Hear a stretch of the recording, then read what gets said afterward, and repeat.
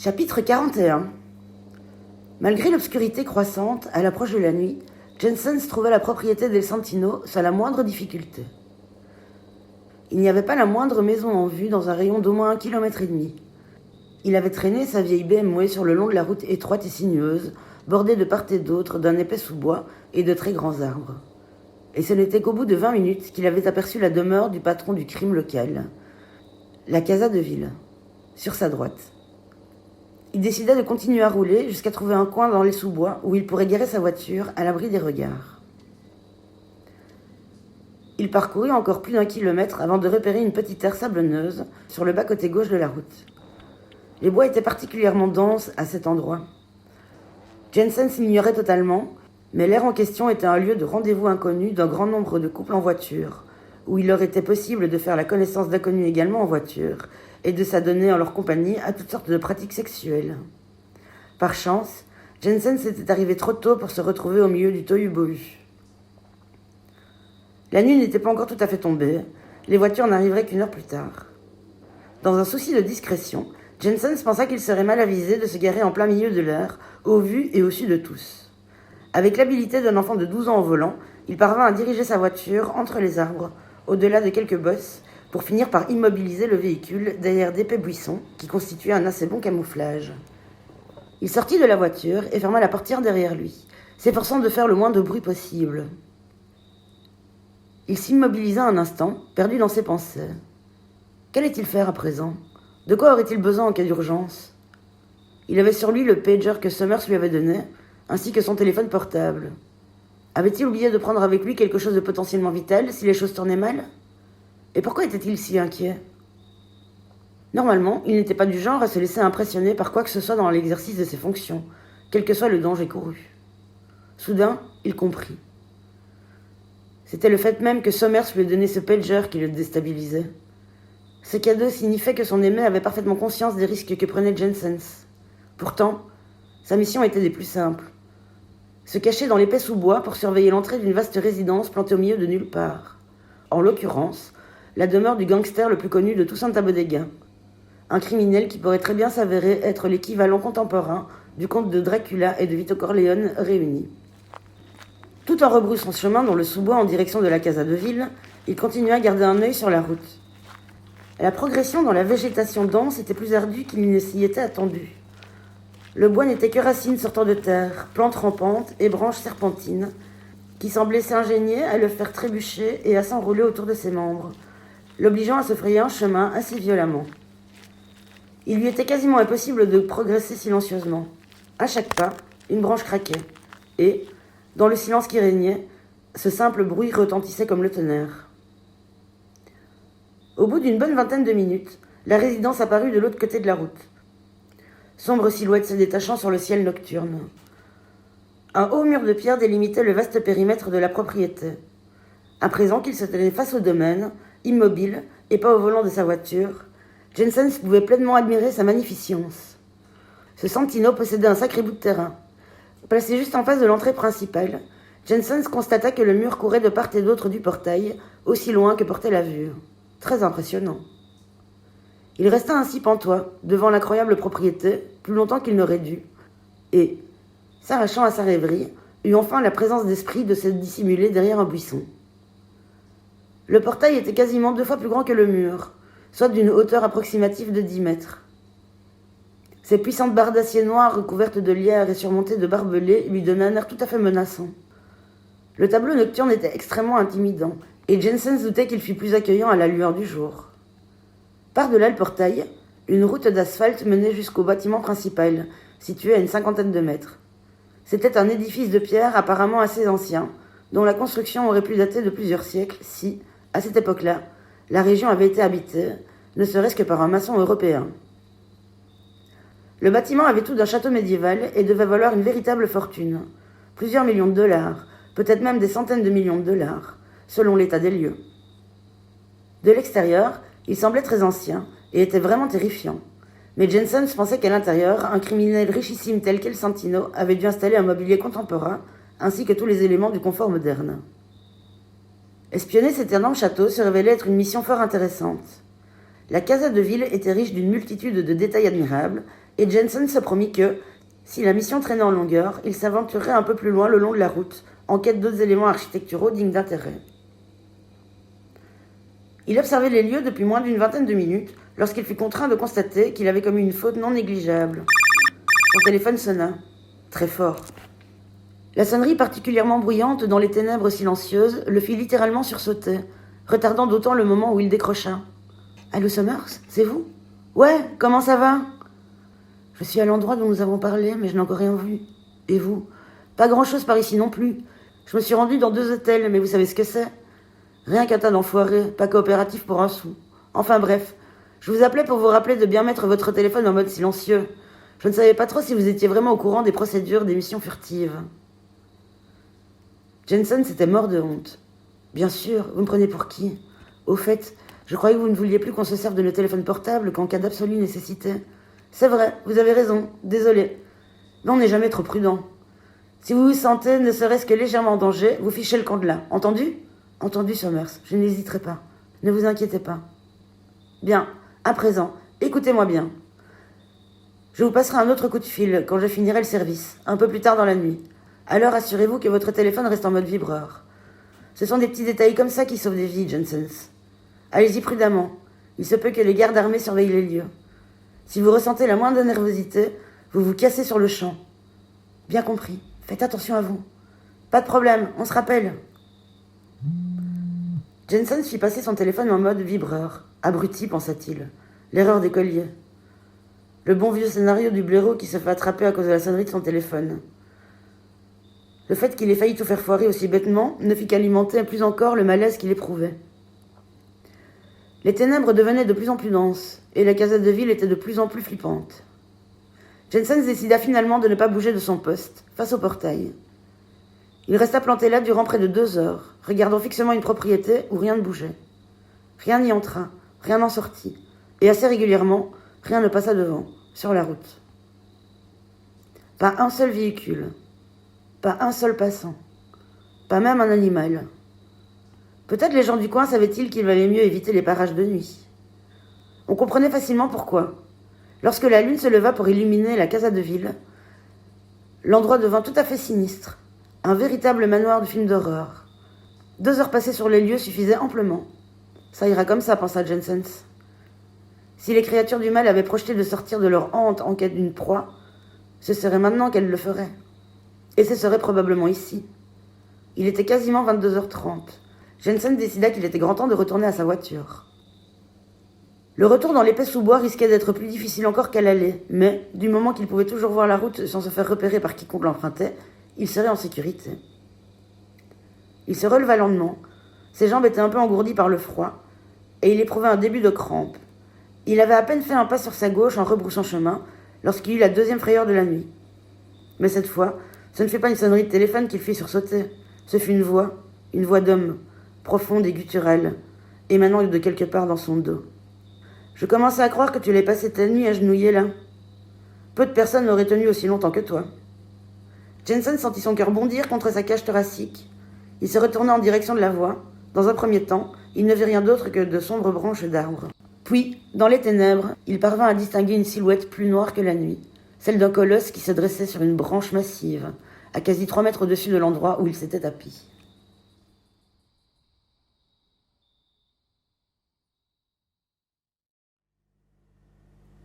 Chapitre 42. Casey se trouvait dans sa chambre de motel, lumières éteintes, regardant par la fenêtre en attendant Dante. Elle avait cru qu'il arriverait 5 minutes à peine après elle. 3 quarts d'heure s'étaient écoulés. Elle avait essayé de regarder la télé, mais n'avait réussi à se concentrer sur aucun programme. Elle avait tenté de passer le temps en faisant les 100 pas dans la chambre, mais sans résultat, car la pièce n'était pas assez grande. Le lit double qui se trouvait au milieu de la chambre occupait plus de la moitié de la superficie, et ce qui en restait se prêtait assez peu à ses déambulations. Il faisait à présent très sombre dehors, et Casey avait peur. Pas tant pour elle que pour Dante. Il avait ce tempérament de tête brûlée qui, elle le savait, lui vaudrait un jour des ennuis, dont il aurait le plus grand mal à se sortir. Elle savait à quel point Santa Bodega regorgeait de dangers, et il lui semblait parfois que Dante n'en avait pas vraiment conscience. Il lui arrivait de se montrer téméraire sans la moindre raison valable. D'une témérité absolue. Elle adorait ce trait de caractère, mais ça la faisait vraiment flipper. Elle regardait à travers les persiennes, ouvertes depuis déjà une éternité, lorsqu'elle vit s'approcher une voiture. Au début, elle ne vit en réalité que les phares. Ce n'étaient pas des phares standards. Cassie ne s'y connaissait pas trop en voiture, mais elle était d'avis qu'il s'agissait du type de phare dont étaient équipés les Cadillacs. Et son avis s'avéra juste, en découvrant que c'était bel et bien une Cadillac. Elle regretta de ne pas pouvoir se taper elle-même dans le dos pour se féliciter. Une Cadillac jaune clair, à première vue. La chambre du motel était située au rez-de-chaussée. Elle disposait donc d'une assez bonne vision sur le véhicule qui roulait au pas dans sa direction. Sa peinture jaune étincelant dans la nuit, et qui se garait juste en face de la fenêtre. Les puissants faisceaux de phare l'aveuglaient. Elle ne put pas même voir la silhouette du conducteur. Sa peur redoubla. Pourquoi est-ce que les Cadillacs étaient garés juste en face de leur chambre d'hôtel ? Il y avait pourtant un tas d'autres places de stationnement. Le moteur du véhicule était très bruyant. Aussi éprouva-t-elle un léger soulagement lorsque le conducteur coupa le contact. Il fallut quelques secondes pour que les vrombissements cessent tout à fait. Puis la lumière des phares faiblit pour s'éteindre complètement. Cassie, toujours éblouie, s'efforçait d'adapter sa vision aux ténèbres soudaines. Elle entendit une portière claquer, mais il lui fut impossible de voir qui sortait de la Cadillac. Puis elle entendit des bruits de pas, le son du gravier du parking crissant sur les semelles particulièrement épaisses. Elle eut le réflexe un peu tardif de fermer les persiennes en se reculant, dans l'espoir de ne pas se faire remarquer. Une silhouette masculine passa devant la fenêtre et se dirigea directement vers la porte de la chambre. Elle ressemblait à celle de Dante, mais Cassie n'en était pas certaine. L'homme tourna le bouton de la porte en éton de l'extérieur. Cassie avait poussé le verrou dès qu'elle était entrée dans la chambre. Le bouton cliquetait plus bruyamment de seconde en seconde. Devait-elle appeler pour avoir la confirmation qu'il s'agissait bien de Dante ? Ou il valait mieux rester silencieuse, au cas où ce n'était pas lui ? Si elle se tait, il finirait bien par lui demander de la laisser entrer. Et s'il n'en faisait rien ? Et s'il partait à sa recherche sans rien dire ? Et merde ! Elle se résolut à faire le premier pas. « Dante, c'est toi mon cœur ?» Le bouton de porte s'immobilisa, mais aucune réponse ne se fit entendre. Cassie s'approcha de la porte sur la pointe des pieds. « Dante ?» répéta-t-elle d'un ton plus bas. Toujours pas de réponse. Bien qu'elle fût à présent totalement terrifiée, elle ne voyait pas ce qu'elle pouvait faire d'autre, à part ouvrir la porte. L'homme était apparemment toujours sur le seuil, et le simple fait de l'imaginer en train de défoncer la porte la terrifiait tellement qu'elle pensa qu'il était préférable de lui ouvrir. Elle pourrait toujours faire semblant d'être quelqu'un d'autre, quelqu'un qui n'avait rien à cacher. Elle tendit le bras et posa une main tremblante sur le verrou de la porte. Elle tremblait si fort que, sans le faire exprès, elle la déverrouilla avant d'être prête, et la porte s'entrebâilla aussitôt de quelques centimètres. Une main surgit, saisissant le panneau et ouvrant grand la porte. Cassie recula d'un bond, poussant un petit cri de surprise. Face à elle, souriant et brandissant un trousseau de clés, se tenait Dante. « Oh mon cœur, tu m'as foutu une de ces putains de frousses! Pourquoi est-ce que tu n'as pas répondu quand je t'ai demandé si c'était toi ?» Le sourire de Dante s'effaça. « Qu'est-ce » dit-il sérieusement. « Si tu n'étais pas sûr que c'était moi, tu n'aurais pas dû ouvrir. Il faut que tu sois beaucoup plus prudente que ça. D'accord ? Désolée mon cœur, j'étais terrifiée, toute seule, dans le noir et tout. » Dante jeta les clés sur le lit et s'approcha d'elle. Cassie se sentit complètement soulagée lorsqu'il l'enlaça et l'embrassa. Il prit ensuite sa main et la guida jusqu'au seuil de la porte restée ouverte. Sur le perron, il désigna la voiture garée face à leur chambre. « Regarde un peu ça, ma puce. Qu'est-ce que tu penses de ma nouvelle caisse ?» Cassie lança un regard par-delà le seuil et écarquilla les yeux. « Ouah, elle est vraiment terrible. Où est-ce que tu l'as dégotée ?»« Je l'ai trouvée garée sur le trottoir juste en sortant du bar. Elle était là, avec les clés sur le contact. Ça aurait été mal poli de pas la prendre, tu trouves pas ? Quelqu'un aurait pu la voler, tu vois. »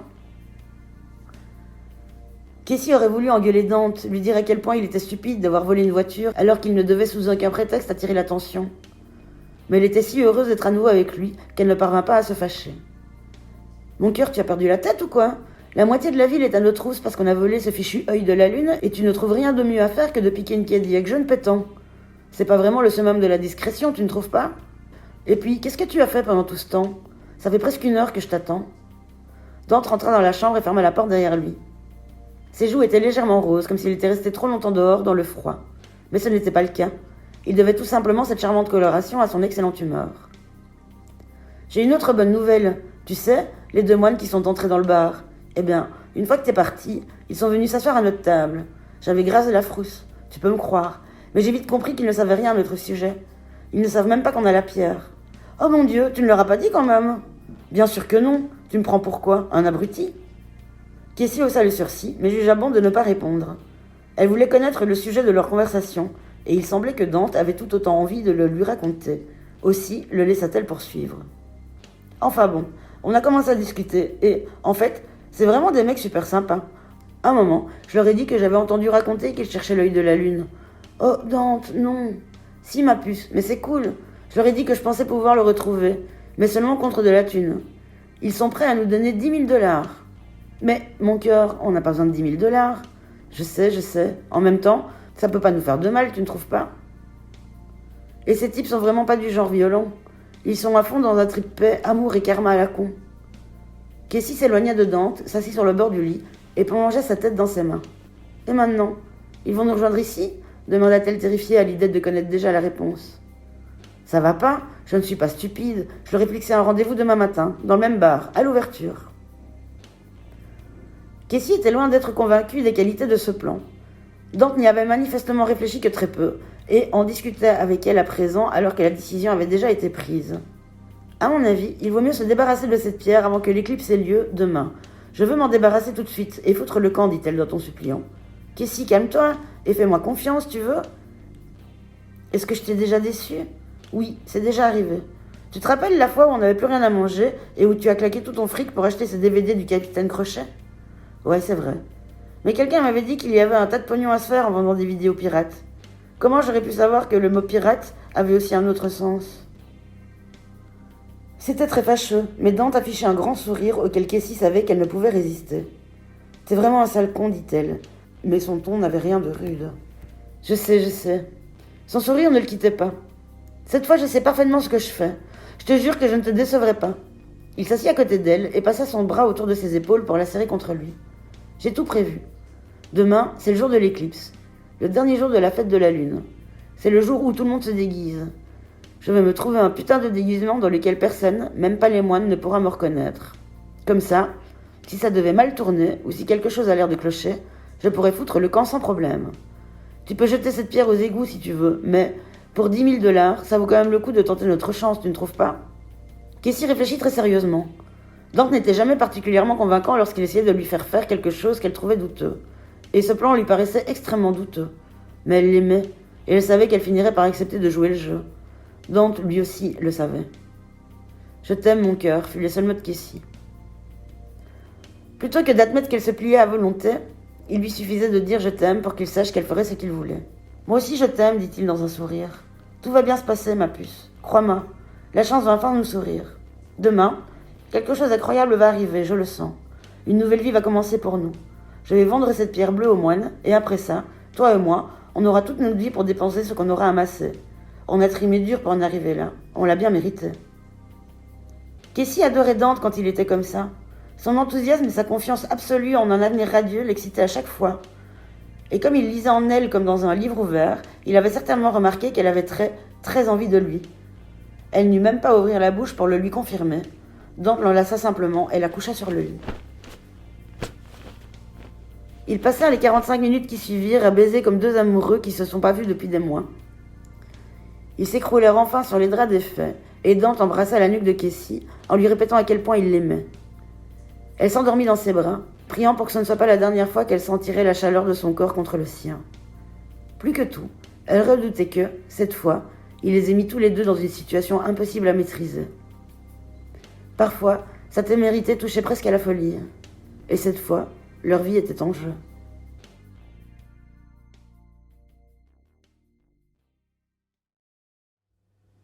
Chapitre 43. Kyle et Peto saluèrent Dante qui sortait du bar. Il leur répondit par un simple mouvement de tête et passa la porte. Son départ leur donnait l'occasion d'échanger ce que l'un et l'autre avaient pensé de lui, à la table où il les avait laissés. Ni Kyle ni Peto n'avaient remarqué que le nightjar s'était considérablement rempli pendant qu'ils s'étaient entretenus avec le charmant jeune homme. « Crois-tu qu'il disait la vérité » demanda Peto à Kyle en espérant une réponse affirmative. « Tu veux savoir, Peto ? Je crois effectivement qu'il ne nous a pas menti. Je conçois que nous puissions nous tromper en nous fiant ainsi à un inconnu, mais je suis convaincu qu'il s'agit d'un homme honnête et serviable. » « Je suis tout à fait d'accord. Et si nous commandions une boisson alcoolisée pour fêter cela ?» Kyle réfléchit à la proposition. Peto mourait manifestement d'envie de goûter à ce type de boisson et, pour être tout à fait honnête, Kyle était forcé de reconnaître qu'il était tout aussi curieux que le jeune novice. Oh, et puis pourquoi pas finalement? Fort bien, mais juste un verre, et personne d'autre que nous ne devra savoir que nous en avons bu, d'accord? Ce sera notre secret. Génial, que demandons-nous? De la bière, du whisky, du bourbon? Pas de bourbon. Dieu sait quel effet cet alcool pourrait avoir sur nous. S'il y a bien quelque chose que nous avons appris ces derniers jours, c'est que le bourbon est la boisson du diable. Essayons plutôt la bière. C'est ce que Rhodeorex buvait, et c'est un joyeux compagnon. Je crois que c'est également ce que buvait notre nouvelle amie Dante. De la bière dans ce cas. Je vais en commander 2 au bar, Peto. Gardons notre table. D'accord. Peto était au comble de l'excitation. Depuis leur départ du bal, il avait vu quantité de personnes boire et en concevoir généralement beaucoup d'allégresse. Il avait hâte de vivre cela autrement qu'en simple spectateur. Ce qu'il ignorait pourtant, c'était que, dans les 5 minutes qui allaient suivre, il aurait grand besoin d'un alcool fort. Peto ne le savait pas encore, mais il s'apprêtait à vivre les 5 minutes les plus déstabilisantes de sa vie, jusqu'alors rangées. Le nightjar offrait de nombreux coins tranquilles et d'alcôves où des personnages douteux pouvaient à loisir se cacher pour observer le reste de la clientèle. Les nouveaux arrivés comme Kyle et Peto avaient la fâcheuse tendance à attirer l'attention sur eux sans même s'en apercevoir. Rhodeorex les avait mis en garde à ce sujet, mais il n'avait pas apprécié le conseil à sa juste valeur. Lorsque Kyle s'accouda au comptoir, un certain nombre de personnages louches se mirent à lorgner le jeune homme à l'air naïf, assis seul à une table, attendant que ce compagnon revienne avec leur consommation. 2 de ces observateurs furtifs, à la tête du groupe, sortirent bientôt des ténèbres. Sans un mot, ils vinrent s'asseoir de part et d'autre de Peto. Tous 2 étaient vêtus de longs manteaux noirs dont ils avaient relevé le col. Tous 2 portaient également des colliers constitués d'une série de dents qui semblaient avoir appartenu jadis à des bêtes sauvages et très franchement carnivores. L'un des 2 hommes, une sorte de paumé malpropre et mal rasé, aux cheveux longs et noirs en bataille, se pencha pour s'adresser à Peto. Ses yeux verts perçants se plantèrent dans ceux du jeune moine, marron et beaucoup moins perçants. « Tiens, tiens, tiens, regardons qui voilà Milo. C'est le jeune Peto, si je ne m'abuse. » Son compagnon se pencha légèrement en avant, comme pour examiner les traits de Peto. « Tu penses, Ézéchia ?» Milo avait de longs cheveux blonds et sales, et ressemblait assez à Ézéchia, si ce n'est que ses yeux étaient d'un rouge très déconcertant. Il sourit à Peto, et le jeune moine eut droit à une vue imprenable sur ses horribles dents, grandes et jaunes, ainsi qu'à une bouffée de son haleine fétide. La triste mine des 2 hommes, qui collaient parfaitement avec leurs oripeaux miteux, n'impressionnait pas Peto. « Ils doivent vivre dans la rue, se dit-il. Ils étaient d'une saleté indicible, tout comme leurs habits, et sentaient incroyablement mauvais. » Peto n'était pas du genre à juger des personnes qu'il ne connaissait pas, et manifestement, ces 2-là le connaissaient. Aussi n'y avait-il aucune raison de ne pas se montrer amical. À moins que... « Comment se fait-il que vous me connaissiez ?» demanda-t-il à celui aux yeux verts et qu'il avait appelé par son prénom. « Tu ne te souviens pas de nous ?»« Non, je suis vraiment désolé. Ne t'inquiète pas, fiston. Ton ami Kyle, lui, nous reconnaîtra. »« Oh, j'ai compris. Vous êtes de ses amis, c'est ça ?»« Oui, c'est juste. »« Non, Milo ? Nous sommes bien des amis de Kyle, n'est-ce pas ?»« Oui, Ézéchia. Nous sommes des amis de Kyle, de bons amis. » Ce fut à cet instant que Peto se souvint de leur prénom. « Attendez, lâcha-t-il, vous êtes Milo et Ézéchia ?» Il les observa à tour de rôle, abasourdi. Kyle revint avec 2 bouteilles de bière et s'assit à table, se demandant qui pouvaient être les 2 nouveaux compagnons de Peto. Il ne tarda pas à le découvrir. Il les reconnut à l'instant où il entendit la voix d'Ézéchia. Tous 2 avaient été de grands amis avant qu'Ézéchia quitte Tubal. Cependant, la créature que Kyle avait à présent devant lui n'avait plus grand-chose à voir avec le jeune moine au teint frais, dépêché loin du bal 5 ans auparavant. « Mon Dieu, Ézéchia, tu es en vie? Et c'est bien Milo qui est là?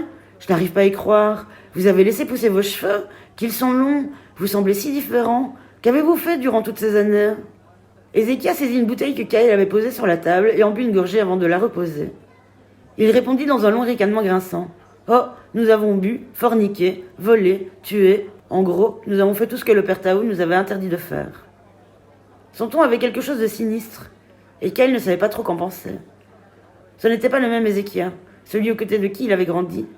À l'époque où ils étaient encore des jeunes novices, ils avaient été de très bons amis. Ézéchia avait 1 an de plus que Kyle et l'avait toujours devancé dans tous les domaines. Cela avait parfois suscité la jalousie de Kyle, mais c'était également pour cette raison, entre autres, qu'il avait toujours voué à son ami le plus grand respect. Dans sa jeunesse, il avait toujours considéré Ézéchia comme un maître étalon, à l'aune duquel il pouvait évaluer ses progrès en tant que moine novice. À présent qu'il se retrouvait face à son ancien camarade, il aurait dû se sentir fou de joie. Mais cette parodie de moine, piteuse et moqueuse, ressemblait à n'importe quel autre habitant de Santa Bodega. L'instinct de Kyle lui disait qu'Ezekia était indigne de confiance et imprévisible. 2 traits de caractère qu'il détestait particulièrement. Mais c'était également un ancien ami, et Kyle se refusait à juger quiconque aussi rapidement, surtout lorsqu'il s'agissait d'une personne qu'il avait connue avant même d'apprendre à marcher. « Pourquoi vous n'êtes pas revenu à Hubal alors? Tout le monde vous croit mort ?» La commissure des lèvres d'Ezekia se retroussa, dévoilant son désagréable sourire plein de dents. « Aux yeux du monde, je suis mort, et Milo aussi. Père Tao nous a abandonnés. Il ne vous a pas raconté ? » Non. Non, il ne nous a rien dit dans ce sens. Comme c'est surprenant, marmonna Milo, juste assez fort pour que les 3 autres attablés puissent l'entendre. Kyle et Peto se souvinrent soudain des paroles de Rodéorex un peu plus tôt. Ainsi, Rodéorex leur avait probablement révélé la vérité pure et simple. Peut-être Père Tao leur avait-il réellement dissimulé une partie de la vérité. En fait, ce peut-être était de trop. Il leur avait dit que les 2 moines qui avaient quitté Hubal sous ses ordres 5 ans auparavant étaient morts. Cependant, Ezekia n'avait pas l'intention d'attendre que Kyle et Peto aient fini de réunir toutes les pièces du puzzle par eux-mêmes. « Écoute, dit-il, en tapotant doucement un long ongle noirci sur la partie la plus charnue de l'épaule droite de Kyle. Vous n'êtes pas les bienvenus dans cette ville. Partez tout de suite. Nous savons pourquoi vous êtes là. Mais vous pouvez faire une croix dessus. L'œil est hors de portée, et même si vous arriviez à le récupérer, vous signerez de la sorte votre propre arrêt de mort. » Ce fut l'une des occasions où Péta s'estima très heureux que Kyle fût son aîné et qu'il lui incombe en tant que tel la tâche de poser des questions. Le novice se contenta donc de s'adosser à sa chaise et se concentra sur la conversation, tandis que son mentor se chargeait de la mener. « Qu'est-ce que cela veut dire ? Ezekia, que vous est-il arrivé ? Milo et moi sommes passés du côté obscur, Kyle. Nous ne pouvons plus retourner en arrière. Vous, en revanche, vous avez une chance d'en réchapper. Quittez Santa Bodega dès ce soir. Ne revenez plus jamais.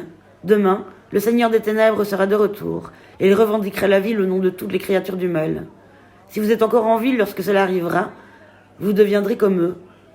Et vous ne le souhaitez pas, crois-moi. Mais, Ezekia, avec Milo et toi à nos côtés, nous serions largement en mesure d'en faire notre affaire. Quel retour glorieux ce serait alors. Vous pourriez rentrer enfin à Hubal avec nous, avec l'œil. Ezekia hocha la tête et, tout aussitôt, retira sa main de son épaule afin de retenir Milo, comme s'il s'attendait à ce que celui-ci se rue sur Kyle. Il fixa à nouveau son vieil ami de son regard vert perçant. « Écoute-moi bien, Kyle. Ne rends pas la tâche encore plus difficile. Nous ne pourrons jamais retourner à Hubal. Père Tao s'en est assuré. Lui aussi possède un côté obscur, tu sais. Et, lorsque Milo et moi avons découvert son vilain petit secret, il nous a abandonnés au vautour. Ne doute pas un seul instant de ce que je te dis, Kyle. Il nous a trahis et a ramené tout seul l'œil de la lune à Hubal. Pourtant, c'est bien nous qui avions retrouvé l'œil.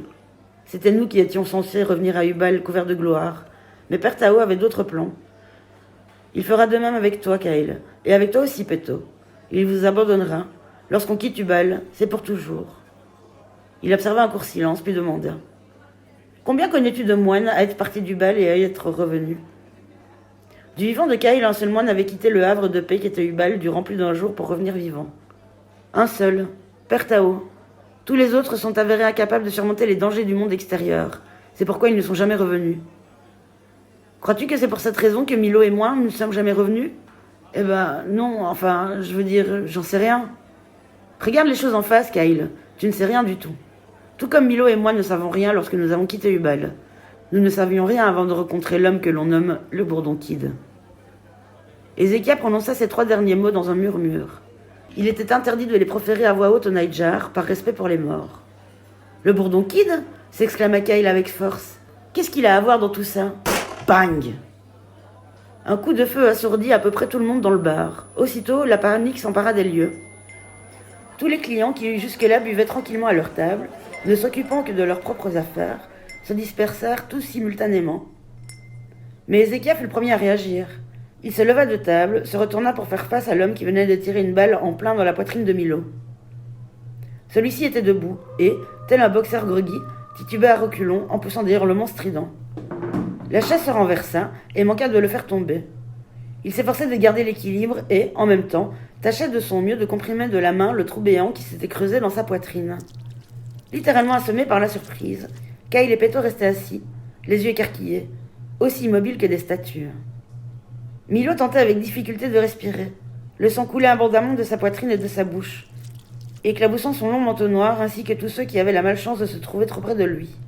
Plus perturbant encore, ses yeux étaient devenus complètement noirs et son visage changeait à vue d'œil. Devant les deux moines interdits, Milo était en train de se transformer en une créature du mal, un vampire. Mais un vampire mourant, un vampire qui se désintégrait, tombait en poussière, se précipitant à toute vitesse vers les portes de l'enfer. Ézéchia, quant à lui, s'était métamorphosé instantanément en un suceur de sang à part entière. Il était à présent bien plus terrifiant que le Clodeux d'Hécatie qui s'entretenait encore avec les deux moines quelques secondes auparavant.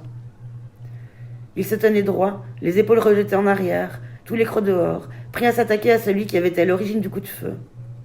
L'homme qui se trouvait face à lui était une montagne de muscles saillants, revêtus d'un pantalon et d'une veste de cuir noir, ainsi que d'un t-shirt Halloween, noir, sans manches.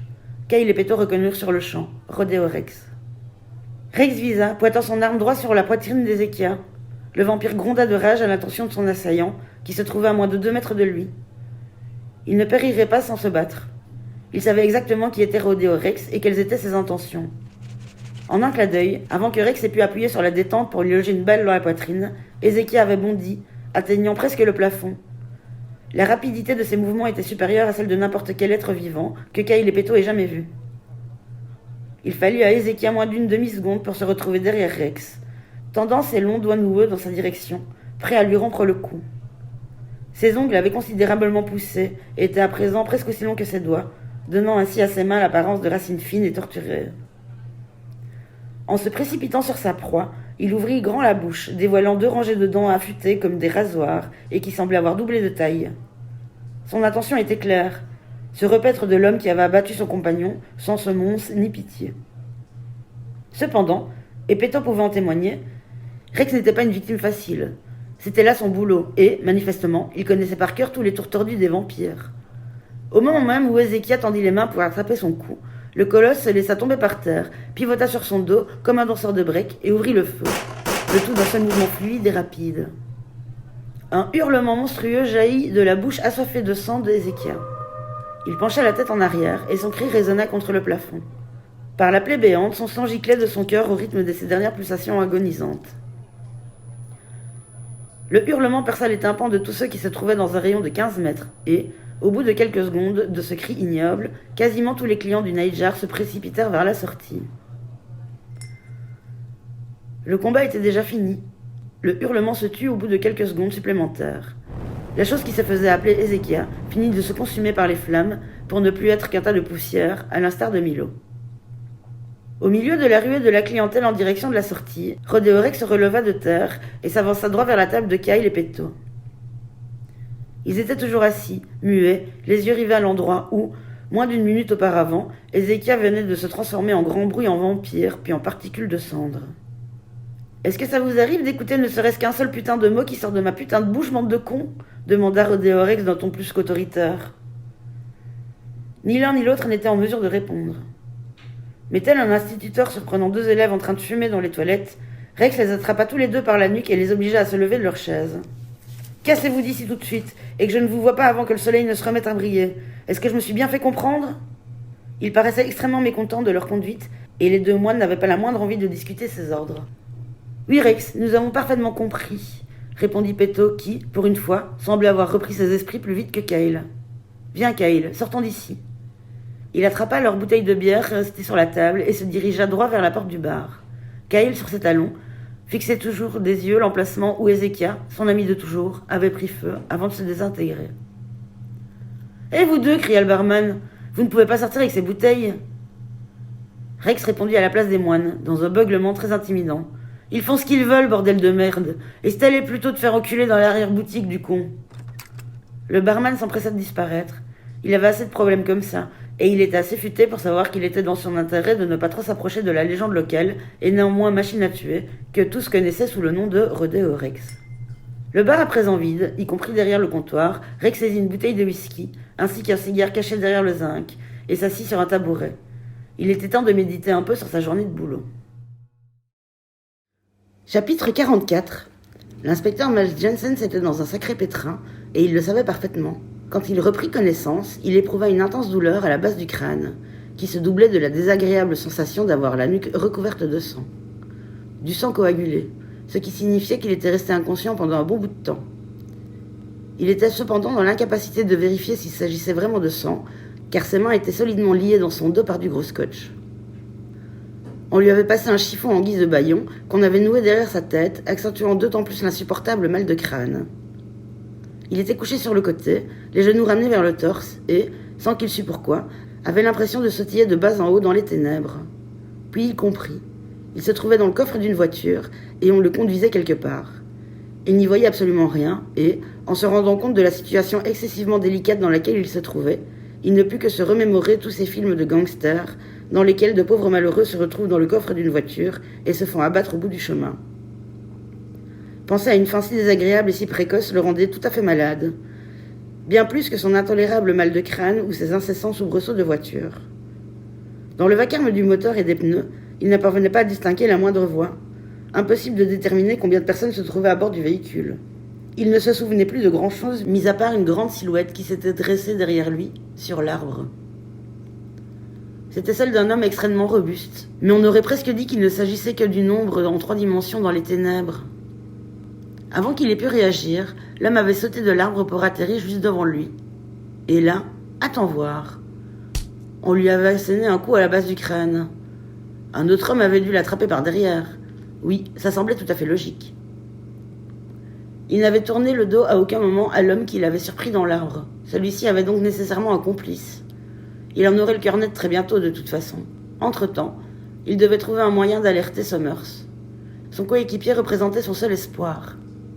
Il sentait dans sa poche gauche le pager que Summers lui avait donné, mais parviendrait-il à appuyer sur le bouton pour appeler son collègue à l'aide ? Et même s'il y parvenait, comment pourrait-il attraper son téléphone portable si Summers l'appelait ? Sans le moindre doute possible, la priorité absolue était de lui libérer ses mains du gros scotch qui les liait sur son dos. Il lui faudrait de plus agir discrètement. Si ses ravisseurs s'avisaient qu'il ait repris connaissance, les représailles seraient sans doute sanglantes. Inutile d'en arriver là. Ses mains étaient liées par une sorte de ruban adhésif épais qu'on avait enroulé autour de ses poignets jusqu'à la base de ses pouces, immobilisant ainsi ses mains en 2 poings serrés. Il semblait assez délicat de s'en libérer, mais s'il disposait d'un peu de temps, c'était largement dans l'ordre du possible. Au bout de ce qu'il pensait avoir duré 10 minutes, mais qui avait dû être bien moindre, Jensen arriva à libérer un peu son pouce gauche. Cela ne suffirait pas à le sortir d'embarras, mais c'était bien assez pour appuyer sur le bouton du pager qui se trouvait dans sa poche gauche. Nom de Dieu, Summers, vous avez intérêt à ne pas roupiller. Après avoir appuyé sur le bouton, il passa les 10 minutes qui suivirent à tenter de libérer un peu plus ses mains, mais sans succès. La voiture s'était arrêtée à plusieurs reprises, souvent pour reprendre soudain à gauche ou à droite, le faisant balloter dans le coffre. Au bout de ces 10 minutes, la voiture s'arrêta de nouveau, mais, cette fois, on coupa le moteur. Un bref silence précéda le bruit d'au moins 2 portières ouvertes, puis refermées. Jensen s'entendit les voix étouffées, puis on ouvrit le coffre, et il se retrouva face à 2 ombres sans visage, qui se détachaient vaguement dans l'obscurité. Il avait vu juste. 2 hommes s'étaient chargés de son enlèvement. 2 hommes vraiment très costauds, mais dont il ne parvenait pas à distinguer les traits dans les ténèbres. Inspecteur Miles Jensen, dit la voix lugubre qui s'était adressée plutôt à lui du haut de l'arbre, vous êtes arrivé au bout de votre existence.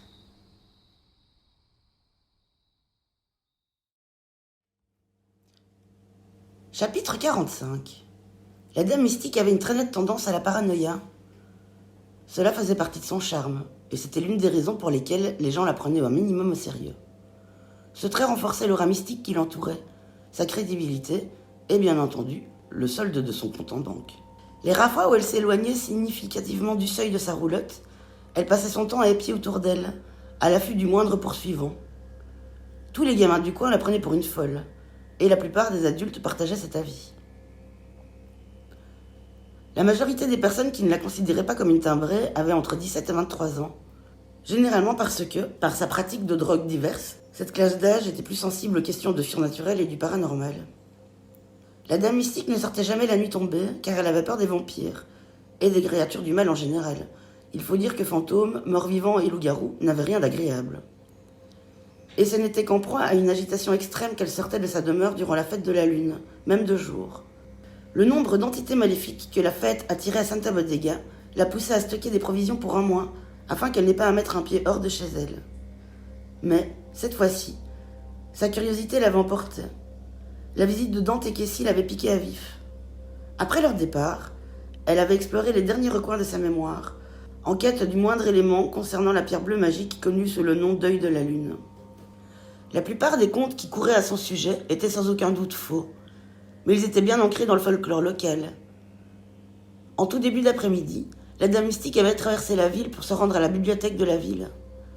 L'auguste institution possédait un assez gros rayon dédié à la mythologie et aux légendes de Santa Bodega. Il y avait de bonnes chances qu'elle y trouve quelque chose d'intéressant. Pourtant, contrairement à ce qu'elle espérait, il avait été assez difficile de trouver un livre évoquant l'œil de la lune. Sans son intuition, son 6e sens, elle n'aurait sûrement rien trouvé. Mais ses recherches furent finalement couronnées de succès. En l'espèce, un livre sans nom d'un auteur anonyme. Trouver un tel ouvrage dans les rayonnages de la vaste bibliothèque ne fut pas une chose aisée, et elle y consacra beaucoup de temps. Aussi, lorsqu'elle rentra enfin chez elle, elle se trouva fort agitée et affamée. Elle s'était préparée un déjeuner sur le pouce et avait fait une sieste avant d'ouvrir enfin le livre, en début de soirée. Son expédition s'était bien passée et avait été couronnée de succès. Elle était à présent assise à sa table, en train de lire le livre épais d'au moins 7 cm et à la reliure d'un cuir brun élimé. Il devait être extrêmement ancien, et la Dame Mystique s'étonna de ce que la bibliothèque le proposa au prêt. Mais, après tout, comment est-ce qu'une personne ne connaissant pas son existence aurait pu le trouver ? Le livre était en anglais, à son grand soulagement. En majeure partie manuscrit, écrit à l'encre noire, de manière parfaitement lisible. À en croire les variations des lettres, on pouvait en déduire que plusieurs personnes avaient contribué à son écriture. Plusieurs pages étaient ponctuées de corrections et les marges de notes. La page de garde comportait un avertissement, où l'auteur semblait se décharger de toute responsabilité. Cher lecteur, seuls les cœurs purs sont dignes de contempler les pages de ce livre. Chaque page que vous tournerez, chaque chapitre que vous lirez, vous approchera un peu plus de la fin. Tous n'y arriveront pas. Les nombreuses histoires et les nombreux styles sont susceptibles d'éblouir et de confondre. Et, tandis que vous chercherez la vérité, elle ne cessera jamais d'être sous vos yeux. Les ténèbres viendront et, avec elles, un mal indicible. Et ceux qui auront lu le livre pourraient ne jamais revoir la lumière. Malheureusement, l'ouvrage ne possédait aucune table des matières, aucun titre de chapitre, et pas le moindre index. Les informations sur l'œil de la lune étaient sûrement dissimulées dans ces pages innombrables. Pour lire entièrement ce livre d'un bout à l'autre, il aurait fallu à la Dame Mystique au moins 3 jours pleins, avec peu d'heures de sommeil, voire aucune. C'eût été bien trop long. La fête de la lune battait son plein, et le temps manquait. Elle décida donc de feuilleter les pages manuscrites en quête d'une mention de l'œil. 1 heure s'écoula avant qu'elle trouve la première, à quasiment 22 heures. Elle était tellement concentrée sur la plus petite référence à l'œil de la lune que la Dame Mystique n'avait saisi que vaguement ce dont le livre parlait. Apparemment, l'auteur des premiers chapitres semblait insinuer qu'il était l'un des 12 apôtres du Christ et qu'il avait commencé la rédaction de cette sorte de journal intime après la crucifixion de Jésus. Là où d'autres s'étaient attachés à la description de la vie et de l'époque de Jésus-Christ, dans ces textes qui constituèrent par la suite le Nouveau Testament, lui ne s'était intéressé pour sa part qu'à ce qui s'était passé après la crucifixion. Les yeux et le cerveau de la Dame Mystique commencèrent à s'habituer à l'écriture manuscrite. Les pages étaient d'un parchemin épais et jaunâtre, ce qui expliquait l'incroyable état de conservation de cet ouvrage si ancien. À une certaine époque, ce journal était tombé entre les mains de quelqu'un qui l'avait traduit en anglais. Au premier 5e du livre, l'écriture changeait, et le nouvel auteur contait l'histoire d'un personnage du nom de Xavier, un gentilhomme sillonnant l'Égypte en quête du Graal. Le changement était tout aussi brusque que désarçonnant. D'un journal intime, on passait soudain aux aventures de Xavier, qui rappelait à la Dame Mystique un mauvais scénario d'Indiana Jones. Pourtant, ce fut bien dans cette partie du livre qu'elle trouva une référence à la pierre magique. Ce récit indiquait que Xavier était resté quelque temps dans un temple, où il avait trouvé une peinture représentant une magnifique pierre bleue, du nom d'œil de la lune. Il avait appris que la localisation de l'endroit où se trouvait cette pierre était un secret jalousement gardé par les moines du temple, qui refusèrent de lui révéler. L'auteur anonyme s'enflammait sur ce point, noircissant de nombreuses pages à décrire le désir irrépressible de Xavier de découvrir l'emplacement de cette pierre et de son secret. Apparemment, les vœux des moines leur interdisaient de posséder le moindre bien matériel, surtout d'ordre financier. Xavier ne fut plus qu'étonné qu'ils eussent en leur possession un objet si précieux et, plus curieusement croire, qu'ils prissent tant de soin à le cacher. Il avait découvert la peinture un beau jour, par hasard, alors qu'il cherchait Père Gaius, le moine supérieur. Gaius était considérablement fâché contre Xavier et était même allé jusqu'à ordonner la destruction du tableau qui avait été brûlé séance tenante. La quête d'informations sur le Graal poussa finalement Xavier à voguer vers d'autres rivages, et il n'y eut plus d'autres mentions de l'œil de la lune pendant un certain nombre de pages. La dame mystique s'était finalement laissée entraîner par les aventures de Xavier, à tel point qu'elle fut tentée de continuer à lire le récit de sa quête. Mais elle savait qu'elle aurait tout le temps d'y revenir par la suite. Pour l'or, elle ne devait s'intéresser qu'à l'œil. C'était sa priorité absolue. Il était presque 23 heures lorsqu'elle débusqua de nouvelles informations. Le récit était toujours axé sur Xavier et se déroulait en plein hiver de l'an 1537. En parcourant l'Amérique centrale, Xavier avait croisé la route d'un des moines du temple égyptien. La première fois qu'il s'était vu, le moine n'était encore qu'un jeune novice. Il était à présent un homme. Ce qui semblait intéresser Xavier plus que tout, c'était que ce moine, Ismaël, avait été banni du temple après s'être opposé au père Gaius. Bien que le récit fût extrêmement flou quant aux raisons de cette brouille, il semblait clair qu'Ismaël avait rompu l'un des vœux sacrés et, ce faisant, avait compromis le secret de l'emplacement de l'œil de la lune. L'histoire se fit alors plus lente, narrant les aventures de Xavier et Ismaël, devenus inséparables et lancés tous les deux à la recherche du Graal. De nouveau, la dame mystique sentit son attention se déporter sur le récit, alors que Xavier et son nouveau compagnon semblaient sur le point de trouver l'emplacement de la soi-disant coupe du Christ. Au moment précis où ils étaient à deux doigts de mettre la main dessus, le récit changea d'auteur, au beau milieu d'une phrase. Une écriture radicalement différente prit le relais, et il ne fut plus fait mention du Graal. Le nouvel auteur ne donnait pas son nom, mais il devait très certainement s'agir d'un homme. La dame mystique le sentait, à sa façon de parler d'une bataille contre les forces du mal, ainsi que de la nécessité de retrouver l'œil de la lune avant le Seigneur des Ténèbres. Jusqu'ici, il n'y avait eu aucune mention du Seigneur des Ténèbres, ou tout du moins n'en avait-elle lu aucune. Ce nouvel auteur contait ses merveilleuses aventures en mer et ses palpitantes expéditions au cœur des déserts. Un excellent récit héroïque, jusqu'à ce que le narrateur tombe soudain amoureux. Agacée par les sentiments qui y dégoulinaient à présent de chaque phrase, la dame mystique tâcha de sauter au plus vite cette ennuyeuse partie. L'auteur ne cessait de pérorer sur les circonstances de sa rencontre avec une certaine Maria et sur cet amour interdit qui l'avait banni à tout jamais de chez lui. Cette histoire d'amour assommante suscita une certaine somnolence chez la dame mystique qui, peu après minuit, décida de se préparer un café. La caféine ne parvint que bien peu à stimuler son cerveau, aussi décida-t-elle de dormir quelques heures. Elle sortit d'un tiroir un marque-page de cuir noir qu'elle coinça à la page où il lui faudrait reprendre la lecture. Alors qu'elle s'apprêta à fermer le livre, celui-ci lui glissa des mains et tomba ouvert à une page illustrée. Au cours de sa lecture, elle était déjà tombée sur plusieurs cartes et plans, ainsi que des croquis d'objets ou de bâtiments, qui ponctuaient sporadiquement l'ouvrage. Tous les auteurs successifs avaient fait preuve à cet égard de réel talent, mais cette illustration était bien différente. C'était le portrait d'un couple heureux. En légende figurait une phrase en minuscule italique. Clignant de ses yeux exténués, la dame mystique parvint à lire « Xavier, Seigneur des Ténèbres, le jour de son mariage ». Quelqu'un frappa à la porte. Surprise, la dame mystique sursauta telle une biche effrayée. Elle eut sur le coup envie d'aller ouvrir afin de déverser un flot de jurons sur l'imbécile qui osait la déranger à une heure aussi tardive. D'habitude, les seules personnes qui frappaient à sa porte à une heure pareille étaient des jeunes gens ivres ou des voyageurs désireux de connaître leur destin. Cependant, à cause de la fête de la lune, elle jugea préférable de faire preuve d'un peu de circonspection avant d'ouvrir la porte à quelqu'un dont elle ignorait l'identité. Qui est-ce ? Il n'y eut aucune réponse. Ça n'avait rien d'inhabituel.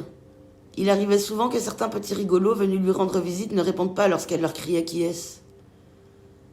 Cela faisait partie des grands classiques préférés de ses clients, les plus étroits d'esprit. « Je pensais que vous sauriez que c'était moi, répondait-il lorsqu'elle leur ouvrait. C'est quand même curieux, pour une voyante, de ne pas savoir qui frappe à sa porte, etc. » Le genre de mauvaise plaisanterie qu'elle avait entendue un bon millier de fois au long des ans. Avec une certaine nervosité, et passablement ennuyée du dérangement, elle se leva et alla ouvrir, aussi précautionneusement et silencieusement qu'elle put. Elle déverrouilla la porte et jeta un coup d'œil dans l'entrebâillement, prête à décrocher des insultes bien senties à l'idiot qui se trouvait sur le seuil. Mais elle fut confrontée à sa deuxième surprise de la soirée. Debout, face à sa porte, dans la nuit froide, se tenait une jeune femme entièrement vêtue de noir. La dame mystique avait failli ne pas la voir dans les ténèbres. Si son visage n'avait pas été aussi pâle, elle aurait été complètement invisible dans cette nuit de poids. « Vous savez l'heure qu'il est ?» demanda-t-elle d'un ton grognon à la jeune femme.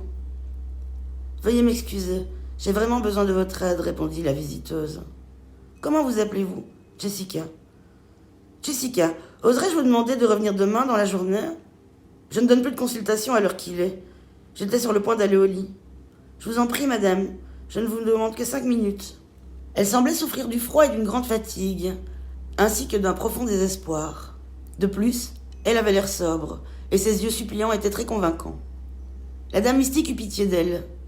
Comment est-ce qu'une si jolie jeune fille, si innocente en apparence, aurait pu être une mauvaise farceuse ?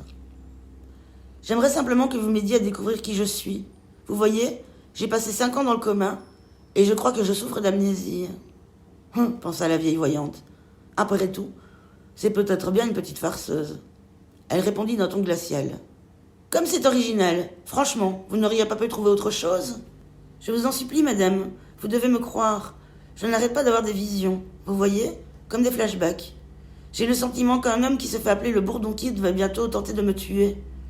Il me semble que ça a quelque chose à voir avec l'œil de la lune. » L'œil de la lune, ça pour un hasard. La mention du Bourdon Kid et de l'œil de la lune était à peu près la seule raison pour laquelle elle aurait consenti à recevoir quelqu'un à cette heure-là. Il lui fallait réunir un maximum d'informations sur l'œil et, à ce titre, le fait de conduire cette jeune femme, au risque de ne plus jamais la revoir, aurait constitué une bien mauvaise décision. « Très bien, entrez, mais 5 minutes, pas plus. »« Oh, merci infiniment, c'est très gentil de votre part. » La dame mystique guida la jeune femme dans la pièce étroite et lui fit signe de s'asseoir derrière la petite table. Jessica s'exécuta. « C'est quoi le livre que vous lisez ? Ça ne vous regarde pas. » La dame mystique n'avait aucune envie de se mêler de trop près à ceux qui cherchaient à mettre la main sur la pierre. Si Jessica s'avérait être une menteuse, ou pire encore, la diseuse de bonne aventure n'aurait voulu pour rien au monde que la jeune femme fût au courant du profond intérêt qu'elle portait à l'œil de la lune. Elle ferma le livre et le posa par terre, sous sa table, avant de prendre place comme à son habitude sur son fauteuil en bois à haut dossier, juste en face de Jessica. « Eh bien, Jessica, que savez-vous de vous ?»« Pas grand-chose. Je n'ai pas trop posé de questions autour de moi, par peur qu'on ne profite de mon état. Une jeune femme qui ne connaît personne et que personne ne connaît, ça peut donner des idées à certains, vous voyez. C'est très vrai. Vous ne savez donc rien. En fait, j'en sais un tout petit peu. Je sais qu'un homme qui se fait appeler le Bourdon Kid a tenté de me tuer il y a 5 ans, raison pour laquelle je suis tombée dans le coma. J'ai l'impression qu'il m'en veut encore, mais j'ignore pourquoi. Je ne sais pas ce que j'ai pu faire pour l'énerver à ce point. Vous croyez que vous pouvez m'aider ? C'est mon ami Jeffe qui m'a conseillé de m'adresser à vous. »« Jeffe, dites-vous ? Oui, vous le connaissez ? » ?»« Un peu. Il est venu ici 1 fois ou 2. »« Alors, est-ce que vous pouvez m'aider ? » ?»« Peut-être bien. Consultons ma boule de cristal et voyons ce que nous pourrons y trouver. »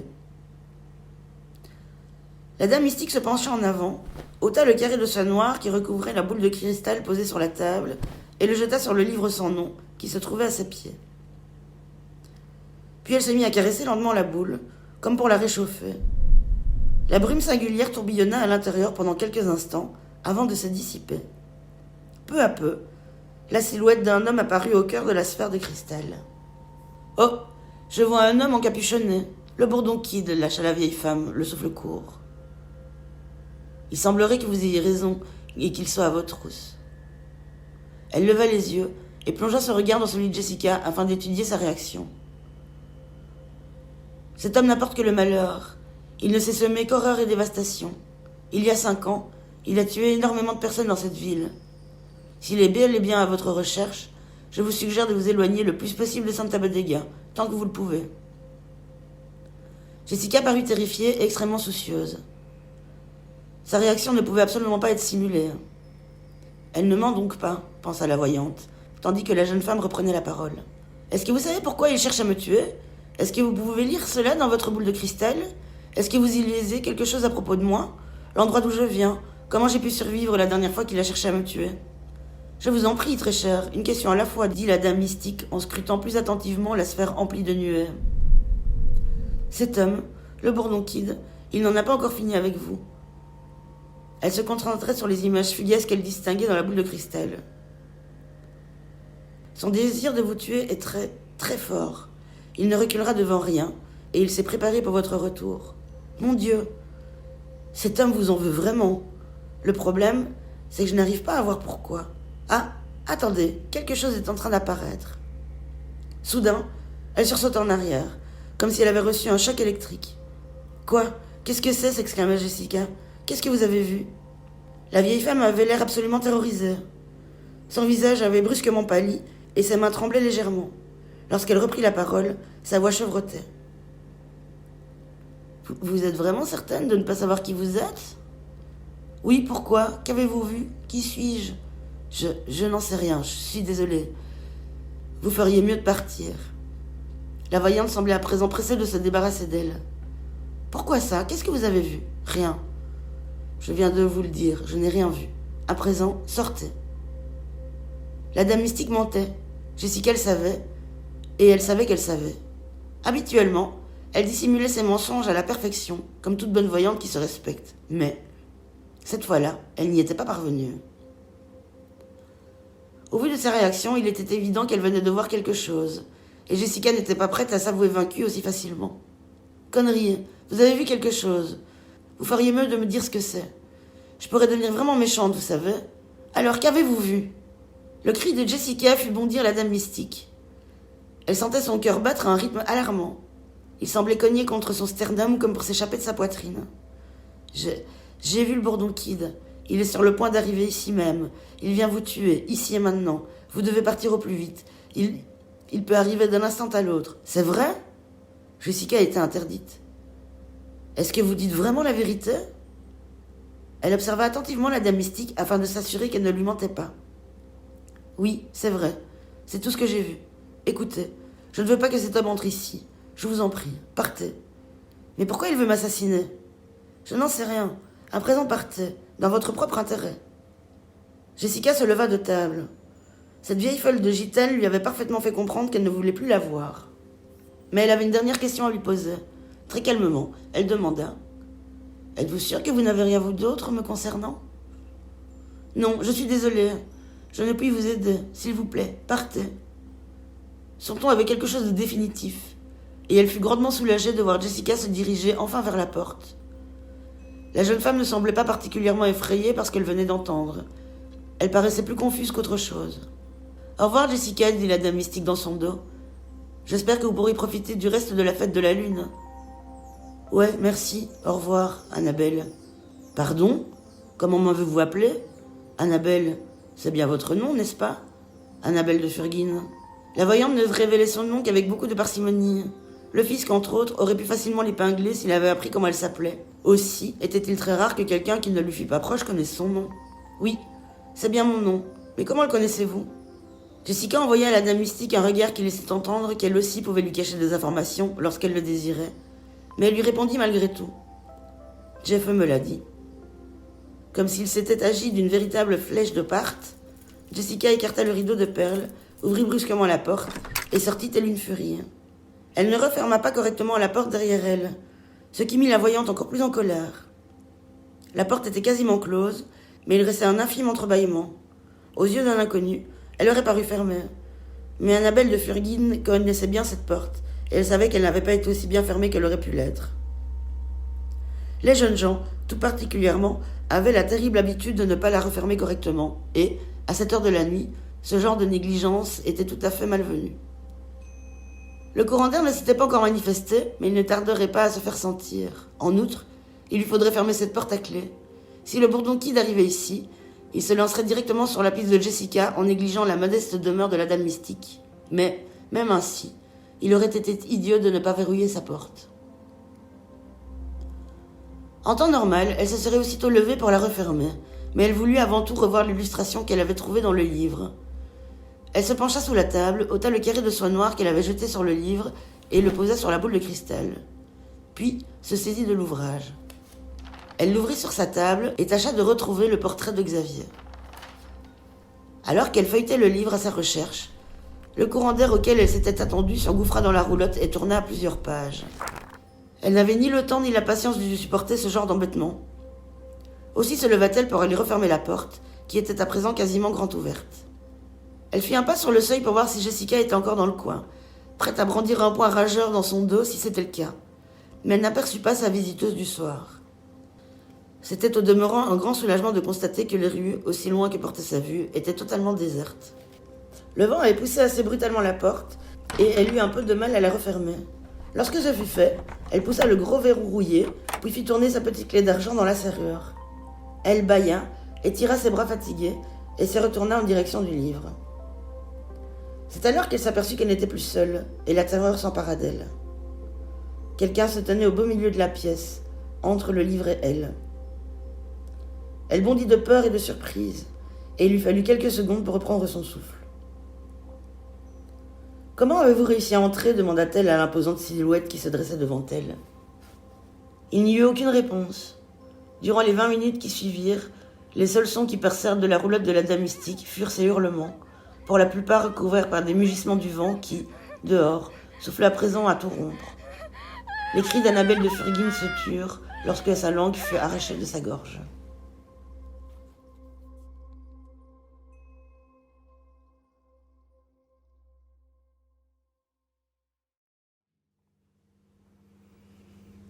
Chapitre 46. Les ravisseurs avaient jeté Jensen sur le sol nu, recouvert de poussière et de paille, après l'avoir directement porté jusque dans la grange où il se trouvait à présent. Jensen n'avait pas la moindre idée de l'endroit où il était, hormis que c'était une grange. Ça aurait pu être aussi bien au fond du jardin d'une grande demeure en ville qu'au beau milieu du désert. C'était une grange très vaste, au fond de laquelle étaient empilées des bottes de paille.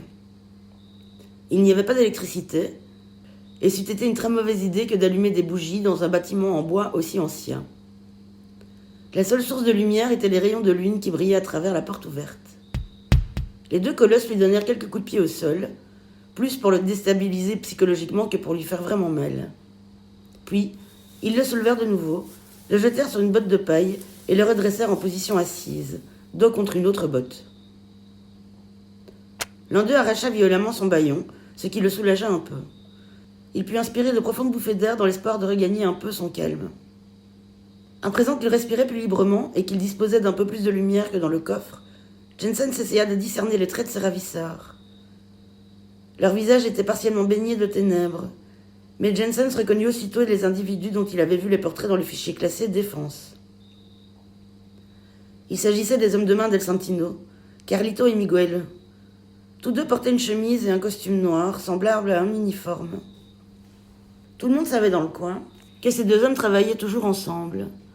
La rumeur disait qu'ils formaient un couple d'homosexuels qui détestaient être séparés l'un de l'autre et se vouaient mutuellement une loyauté absolue. Cette loyauté n'était surpassée que par celle qu'ils nourrissaient à l'égard de leur patron, El Santino, qui, racontait-on, était comme un père pour eux. En fait, il était même possible qu'il fût effectivement leur père. Les deux hommes figuraient en bonne place dans la liste des vampires potentiels que Jensen avait dressée.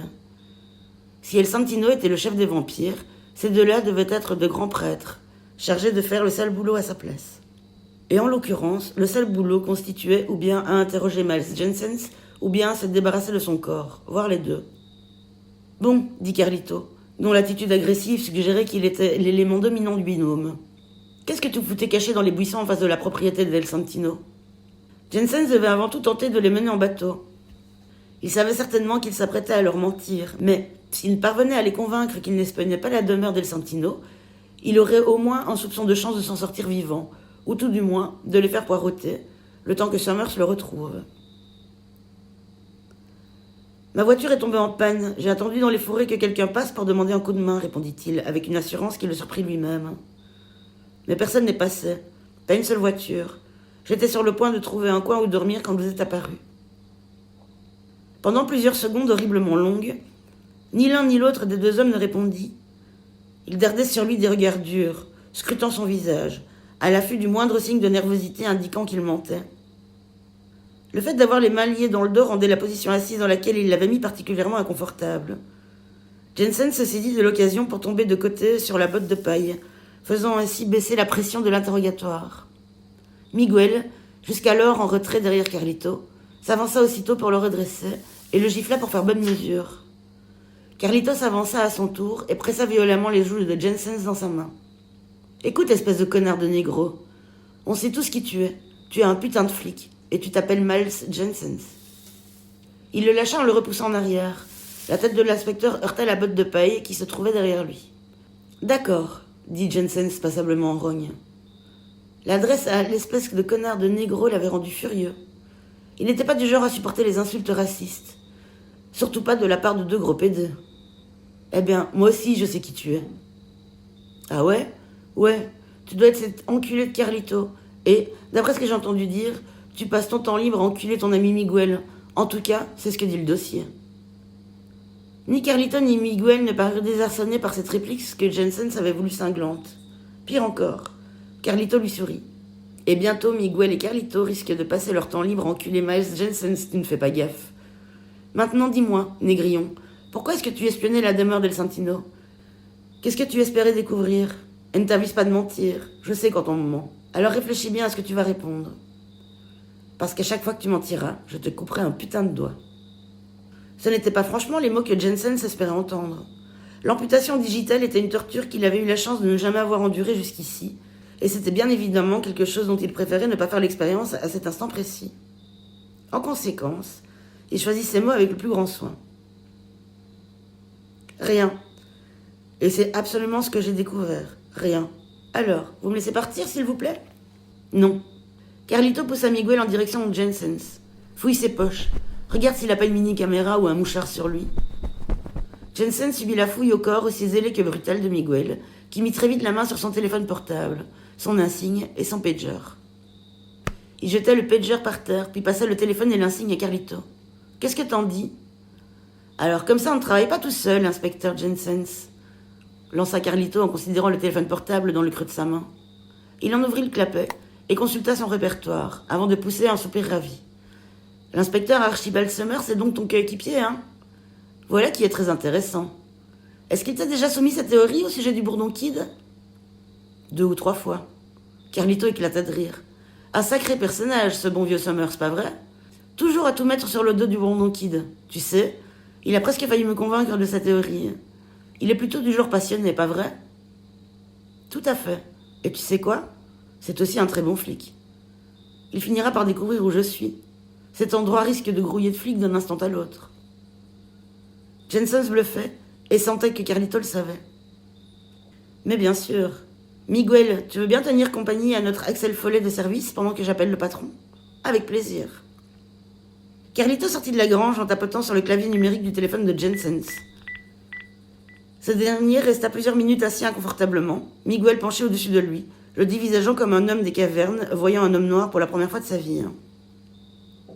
Au bout de 5 minutes, Carlito revint, poussant devant lui une brouette. Dans celle-ci se trouvait un épouvantail, vêtu d'une robe noire et d'un petit chapeau pointu de même couleur. Sa tête n'était qu'une boule de paille, sans le moindre trait. Carlito poussa la brouette en direction de Jensens et la posa à moins de 3 mètres de l'inspecteur, de plus en plus mal à l'aise. « Dites voir, monsieur l'inspecteur Miles Jensens, est-ce que vous avez déjà entendu parler de la malédiction de l'épouvantail de Santa Madega ?» Miguel laissa s'échapper un pouffement, comme si ce que Carlito venait de dire était amusant. « Non, pas que je sache. Et je n'ai pas particulièrement envie d'en entendre parler maintenant. » Carlito poussa Miguel du coude en lui désignant leur prisonnier. « Attache-le solidement à la botte de paille. Assure-toi qu'il ne puisse plus bouger. » Miguel s'exécuta immédiatement, attachant les mains liées de Jensens au bas de la botte sur laquelle il était assis. Il prenait un plaisir évident à se montrer le plus brutal possible. Lorsqu'il eut fini, il recula d'un pas pour admirer son ouvrage. « Raconte-lui l'histoire des épouvantails, dit-il en lançant un large sourire à Carlito. Carlito s'avança et se pencha en direction de Jensens afin que celui-ci l'entende parfaitement et sente la chaleur de son haleine sur son visage. « Vous n'êtes pas sans le savoir, inspecteur Jensens, mais, à Santa Bodega, les créatures du mal ne sont pas sans poser quelques problèmes. »« Ah ouais? Ouais. Ce qui explique pourquoi vous avez joué un vampire perché, vous voyez. » Jensens préféra ne pas répondre. S'attendant à cette réaction, Carlito poursuivit. « Vous voyez, cher ami, les vampires ne sont pas les seules créatures du mal présentes à Santa Bodega. À minuit, tous les soirs, le peuple de paille s'éveille pour 1 heure. Et ils doivent chercher pitance. Ce qu'ils préfèrent par-dessus tout, ce sont les noirs. C'est pourquoi il y a si peu de gens de ton espèce à Santa Bodega. Les épouvantails en raffolent, tu vois. Il brandit le téléphone portable de Jensen sous les yeux de celui-ci, puis le laissa tomber sur ses cuisses. J'ai mis l'alarme à 1h du matin. La fin de l'heure maudite. Si tu l'entends, ça voudrait dire que t'es encore en vie et que l'épouvantail t'a à la bonne. Si tu ne l'entends pas, ça voudrait dire que t'es mort. En tournant les talons, il ajouta « S'il se réveille, passe bien le bonjour de notre part à monsieur l'épouvantail. » Carlito et Miguel sortirent de la grange en riant. Les yeux rivés sur le visage de paille vide de l'épouvantail, Jensens les entendit se féliciter bruyamment en se dirigeant vers leur voiture. De sacrés petits rigolos, ces deux-là, pensa Jensens. Des épouvantails qui se réveillent à minuit pour se nourrir des gens du coin. Ridicule.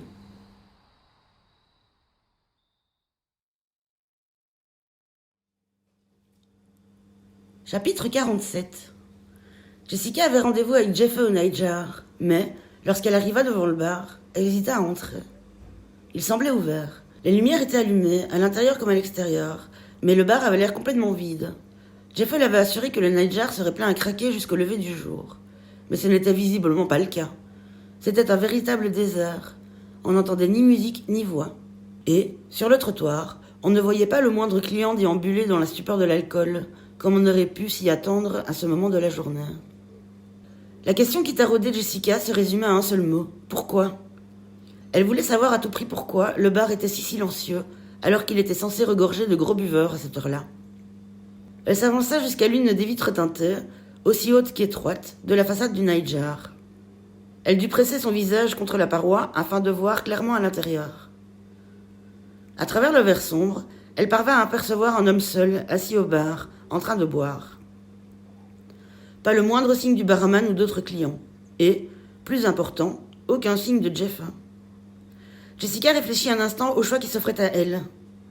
Elle pouvait pousser jusqu'au tapioca afin de voir si Jeffe s'y trouvait, ou tenter, le tout pour le tout en entrant dans le Nightjar, pour demander à l'homme assis au bar s'il avait vu passer le chasseur de primes. Elle était sur le point de se décider lorsqu'elle remarqua que le sol était recouvert de sang. Elle remarqua également que l'homme assis au bar avait les bras tachés de sang. Comme s'il s'était senti observé à travers la vitre, l'homme tourna la tête et la regarda. Il ne souriait pas, ne fronçait pas non plus les yeux. Il la regardait, tout simplement. Jessica sentit qu'il était temps pour elle de fondre dans le décor. Aussi recula-t-elle dans les ténèbres afin qu'il ne puisse plus la voir. Jeffe avait dû se rendre au tapioca. C'était le seul endroit ouvert à cette heure où l'on servait encore. Et s'il ne s'y trouvait pas, il y avait fort à parier qu'il était retourné dans la chambre d'hôtel qu'ils partageaient à présent tous les deux. Rodeo Rex buvait seul depuis environ 1 heure. Personne n'avait osé pénétrer dans le Nightjar depuis le massacre des vampires. Même ceux qui ignoraient ce qui s'était passé avaient eu la sagesse de jeter un coup d'œil à l'intérieur du bar pour poursuivre aussitôt leur chemin en direction du tapioca. Le barman n'était plus réapparu depuis que Rex lui avait suggéré sans aucune équivoque de disparaître. Il était resté dans l'arrière-boutique et s'était probablement même couché. L'absence du barman était loin d'inquiéter Rex. Il venait de tuer 2 anciens moines du bal transformés en vampires, et ce, devant la clientèle d'un bar plein à craquer. L'ennui, c'est qu'il y avait de grandes chances pour que la moitié des clients du Nightjar fussent des vampires. La façon dont il avait éliminé Milo et Ezekia avait dû terrifier tous les autres créatures du mal présentes en ces lieux, de même que les gens normaux. Mais il y avait un revers à la médaille. Rex devait s'attendre à une prochaine visite des créatures du mal. Et, cette fois, ils viendraient beaucoup plus nombreux, c'est certain. Ce qu'il était beaucoup moins, c'était une éventuelle apparition du Seigneur des Ténèbres. C'était pourtant ce que Rex espérait. Le fait de le tuer mettrait un point final à son boulot. Le reste des créatures du mal s'empresserait alors de foutre le camp dans une autre ville. Ils étaient d'une lâcheté extrême, tous, jusqu'au dernier. S'ils apprenaient que Rex avait tué leur chef, ils ne resteraient pas longtemps à Santa Bodega. La population de la ville se verrait considérablement réduite du jour au lendemain. Rex avait beau boire autant qu'il pouvait, il ne parvenait pas à se débarrasser d'un certain malaise. Depuis qu'il avait vu celui qui s'était avéré être le Bourdon Kid, plus tôt dans la journée, sous le chapiteau de boxe, il était en proie à un sentiment désagréable.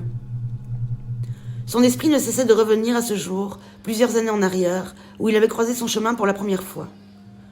Il ignorait alors complètement que l'homme qui l'avait défié au bras de fer était en fait le Bourdon Kid. À l'époque, il se faisait appeler autrement. Quel nom était-ce déjà, putain ? Rex se creusa un bon moment la tête sans pouvoir retrouver ne serait-ce qu'un début de souvenir. Mais cela importait peu. Le Kid était de nouveau dans la même ville que lui, et une occasion de se venger semblait enfin se dessiner. La première fois, Rex était tombé sur le Kid dans un vieux bar pourri et enfumé, dans ce qui faisait office de quartier rouge à Plainview, au Texas. Le Kid se mesurait à tout volontaire qui se faisait connaître et gagnait confortablement chaque partie de bras de fer, amassant petit à petit une somme rondelette. Rex se fit une joie de jeter quelques billets sur la table pour le défier. Il s'était attendu à remporter une victoire facile, comme cela avait été le cas à chaque concours de force auquel il avait participé depuis son adolescence. Mais les choses avaient extrêmement mal tourné. Son adversaire, qui, il l'avait appris aujourd'hui, n'était autre que l'homme le plus recherché de tout Santa Bodega, avait fait preuve d'une résistance surhumaine durant près de 40 minutes au cours de cette partie de bras de fer devenue depuis une légende urbaine. La confrontation avait littéralement attiré des centaines de personnes. Plus elle durait, plus les spectateurs affluaient, et plus de l'argent s'échangeait, les badauds misant le fruit de leur sueur sur tel ou tel combattant. La partie aurait pu continuer toute la nuit. L'un et l'autre s'étaient obstinés à ne pas céder un seul centimètre. Ceci jusqu'à ce que, enfin, comme par lassitude, le bourdon Kid relâcha tous ses muscles et que Rex coucha son bras tout du long sur la table, remportant la plus belle victoire de toute sa vie. C'est à cet instant précis que les choses avaient pris un cours assez ignoble. L'homme, qui n'avait pas prononcé un mot de toute la partie, avait gardé la main de Rex dans la sienne. Au lieu de relâcher son étreinte, il avait serré encore, et serré un peu plus encore. Rex se souvenait de la douleur qu'il lui avait infligée à chaque fois qu'il posait les yeux sur sa main de fer. Le Kid avait serré si fort qu'il avait écrasé jusqu'au dernier os de la main de Rex. Sans la moindre félicitation ni la moindre excuse, le Kid s'était alors levé et avait simplement quitté le bar. De sa main valide, Rex avait ramassé tous ses gains, puis s'était rendu en voiture jusqu'à l'hôpital le plus proche où, à sa plus grande horreur, et malgré ses protestations violentes, sa main écrasée avait dû être amputée, afin de lui épargner la perte de son bras tout entier. Ce jour-là, il avait juré de se venger de son adversaire s'il le recroisait un jour sur sa route. Au cours des mois qui avaient suivi cet incident, il s'était confectionné une main en métal, afin de s'assurer que lors des prochaines rencontres, ce serait le Kid qui aurait la main brisée. En temps normal, lorsqu'il se rappelait ce jour maudit après quelques verres, il était saisi d'une colère et d'une amertume infinies. Mais, à cet instant, il n'éprouvait qu'un malaise plus grand encore. Quelque chose allait se passer à Santa Bodega, quelque chose de terrible, il en était absolument certain. Le fait d'avoir tué 2 vampires aurait dû améliorer considérablement son humeur. Le massacre s'était déroulé à merveille, mais il ne le satisfaisait pas entièrement. En outre, son 6e sens lui disait qu'il n'avait pas encore fini pour cette nuit. Pire encore, il avait l'horrible sensation d'être observé.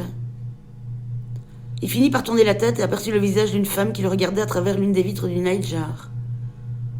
Le visage ne tarda pas à disparaître dans la nuit, non sans avoir éveillé quelque chose dans sa mémoire. Il lui était familier. Rex était sûr d'avoir déjà vu cette femme quelque part. Mais où?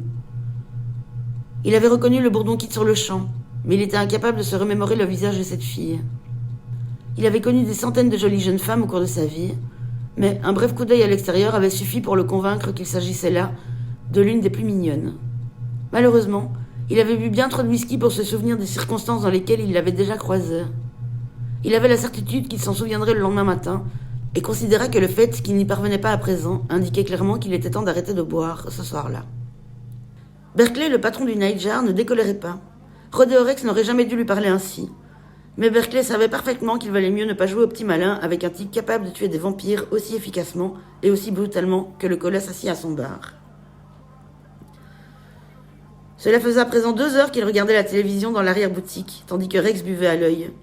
De temps à autre, il entendait un cri fugace et le son d'une chaise balancée dans la salle. Ce devait être Rex qui s'amusait à effrayer de potentiels clients désireux d'entrer, à moins que, fin sous, il ne s'amusait tout simplement à démolir le bar.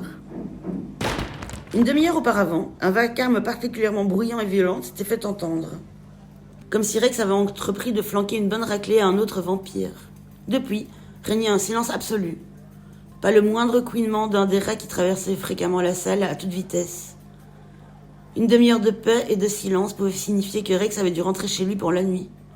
Berkeley décida donc de risquer un coup d'œil dans la salle afin de s'assurer qu'il pouvait bel et bien fermer le bar. Il passa la tête par l'entrebâillement de la porte et observa. Tout comme auparavant, seul un homme était assis au comptoir. Mais cette fois-ci, ce n'était plus Rodeo Rex. C'était quelqu'un d'autre. Quelqu'un de pire. Bien pire. Berkeley sentit les poils de sa nuque se hérisser. Perché sur un tabouret de bar se trouvait un homme qui portait une capuche. Le barman le reconnut instantanément. Il n'avait vu cet homme qu'une fois auparavant.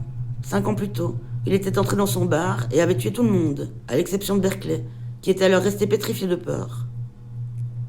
La rumeur avait couru qu'il avait été assassiné depuis. Mais ces bruits relevaient plus du vœu que de la réalité. L'homme qui était assis au comptoir du Nightjar n'était autre que le Bourdon Kid. Aucun doute là-dessus. Le service est vraiment très lent ce soir, dit le Kid, rejetant sa capuche pour dévoiler son visage. Il n'avait pas beaucoup changé depuis la dernière fois où Berkeley l'avait vu. Ses cheveux étaient légèrement plus foncés, et son teint un peu plus hâlé. Sans doute avait-il passé un certain temps sous le soleil. Mais le doute n'était pas permis. C'était bel et bien le Bourdon Kid. Et cela, conclut Berkeley, était loin d'être une bonne nouvelle. Dans un silence inconfortable, il tâcha de trouver la réponse appropriée à la remarque que le Kid venait de faire au sujet du service. Il se dit qu'il serait peut-être poli de remercier ce Kid d'avoir épargné sa vie 5 ans auparavant, mais il décida finalement de s'abstenir, par peur de donner des idées à cet individu hautement imprévisible. Berkeley considérait la salle dévastée derrière le Kid. Tables et chaises, brisées et renversées, gisaient au sol. Il y avait du sang partout. Une sacrée berne à nettoyer demain matin, pensa-t-il. Si toutefois, il était encore en vie le lendemain matin, ce qui semblait assez incertain vu la présence en ces lieux du plus gros tueur en série de toute l'histoire de Santa Bodega. Mieux valait ne pas faire attendre ce type. « C'est vrai, veuillez m'excuser. Qu'est-ce que ce sera pour vous, monsieur ? C'est la maison qui offre ce soir, et à volonté. »« Parfait. Dans ce cas, je prendrai un bourbon.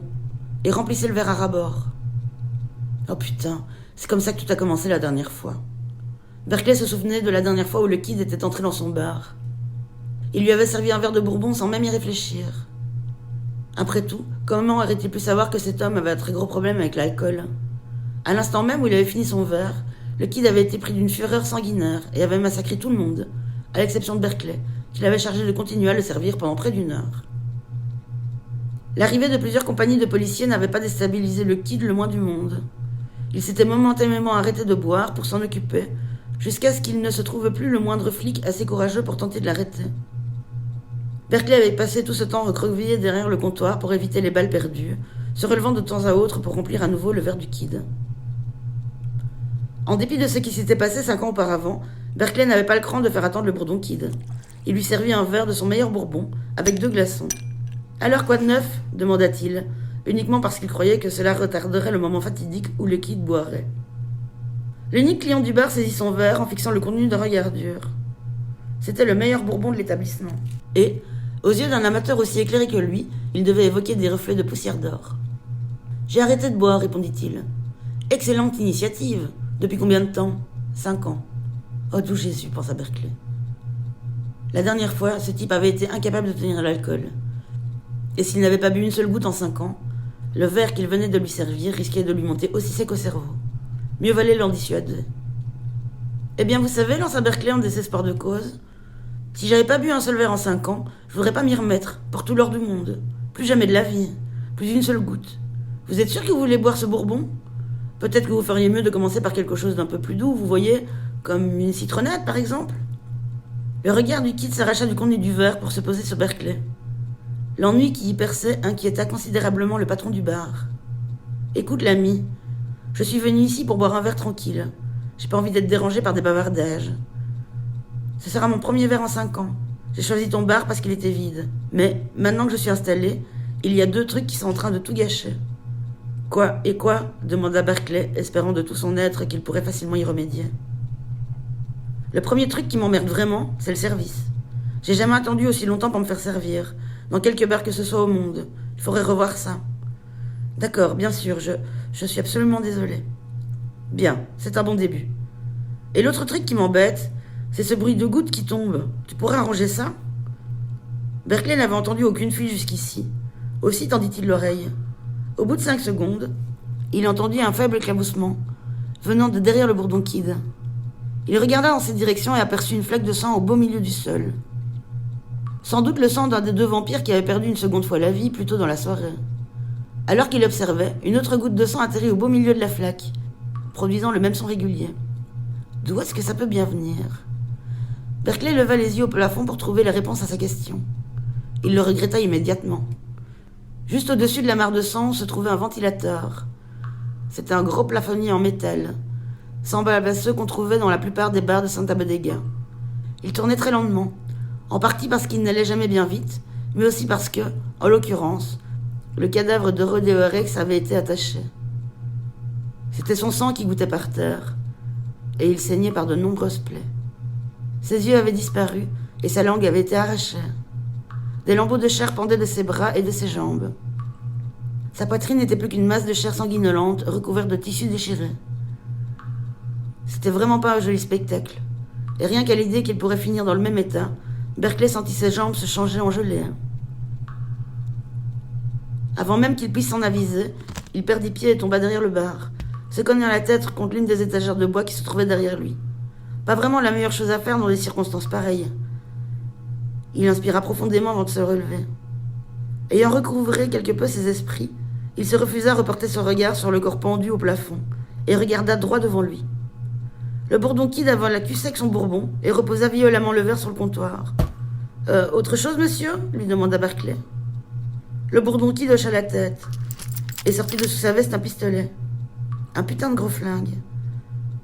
Berkeley en avait déjà vu de plus gros, mais jamais d'aussi vivant, jamais d'aussi flippant. Le Kid pointa l'arme sur la tête du patron du bar malchanceux. Tous les muscles de Berkeley furent saisir de tremblements. S'il avait tenté d'implorer sa pitié, ce qui serait sorti de sa bouche aurait plus ressemblé à un couinement de souris qu'à une supplique, tant sa terreur était grande. Paralysé par la peur, il fixa le canon du pistolet et l'index du Kid appuyant sur la détente. Bang! Ce coup de feu allait résonner à des kilomètres à la ronde, et pour des années à venir, le bourdon Kid était de retour, et il avait soif.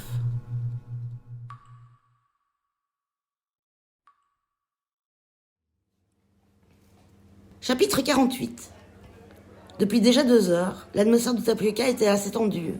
Très précisément, depuis que Jeffe était arrivé et s'était mis à boire tout seul, Sanchez avait senti que quelque chose n'allait pas. Le chasseur de primes s'était montré d'humeur particulièrement massacrante avant même d'avoir entamé son premier verre de bière. Et chaque gorgée de bière n'avait fait qu'empirer son sinistre état d'esprit. Sanchez s'imaginait que Jeffe n'avait toujours pas retrouvé l'œil de la lune et qu'il allait bientôt devoir l'avouer à El Santino, ou quitter la ville au plus vite. Jeffe se tenait à un bout du bar, vidant bière sur bière et insultant toute personne qui s'approchait un peu trop près de lui. Il s'était enveloppé d'une nuée grise en fumant sans discontinuer tout, cigare ou cigarette qu'il avait trouvé à portée de main. La salle du Tapioca devait mesurer une petite trentaine de mètres de large, et Jeffe en occupait la moitié gauche à lui tout seul. À l'autre bout du bar, 6 hommes à la mine patibulaire étaient assis sur des tabourets, de gros Hells Angels chevelus, sans doute en ville pour assister au match de boxe et acclamer leur héros, Rodeo Rex. Ces hommes savaient plutôt bien se battre, mais ils n'étaient pas stupides au point de s'aventurer du côté de Jeffe. La colère qui émanait de lui était aussi épaisse que la fumée qui le nimbait, et cela n'était passé inaperçu aux yeux de personne. Tous les clients qui venaient commander un verre prenaient bien soin de s'accouder dans le coin le plus bondé du comptoir, du côté des Hells Angels, par peur de manquer de respect à Jeffe. Celui-ci tentait de noyer ses soucis depuis près de 2 bonnes heures lorsque les problèmes arrivèrent. En l'espèce, 2 énormes types vêtus de costumes sombres. Sanchez les reconnut aussitôt. Carlito et Miguel. Carlito aperçut Jeffe courbé au-dessus du bar et se dirigea droit vers lui, aussitôt suivi, comme toujours, de Miguel. Tous deux prirent un siège de part et d'autre du chasseur de primes. « Ça fait plaisir de te voir ici, Jeffe, dit Carlito. Allez vous faire enculer. C'est un peu hostile, tu ne trouves pas, Miguel ?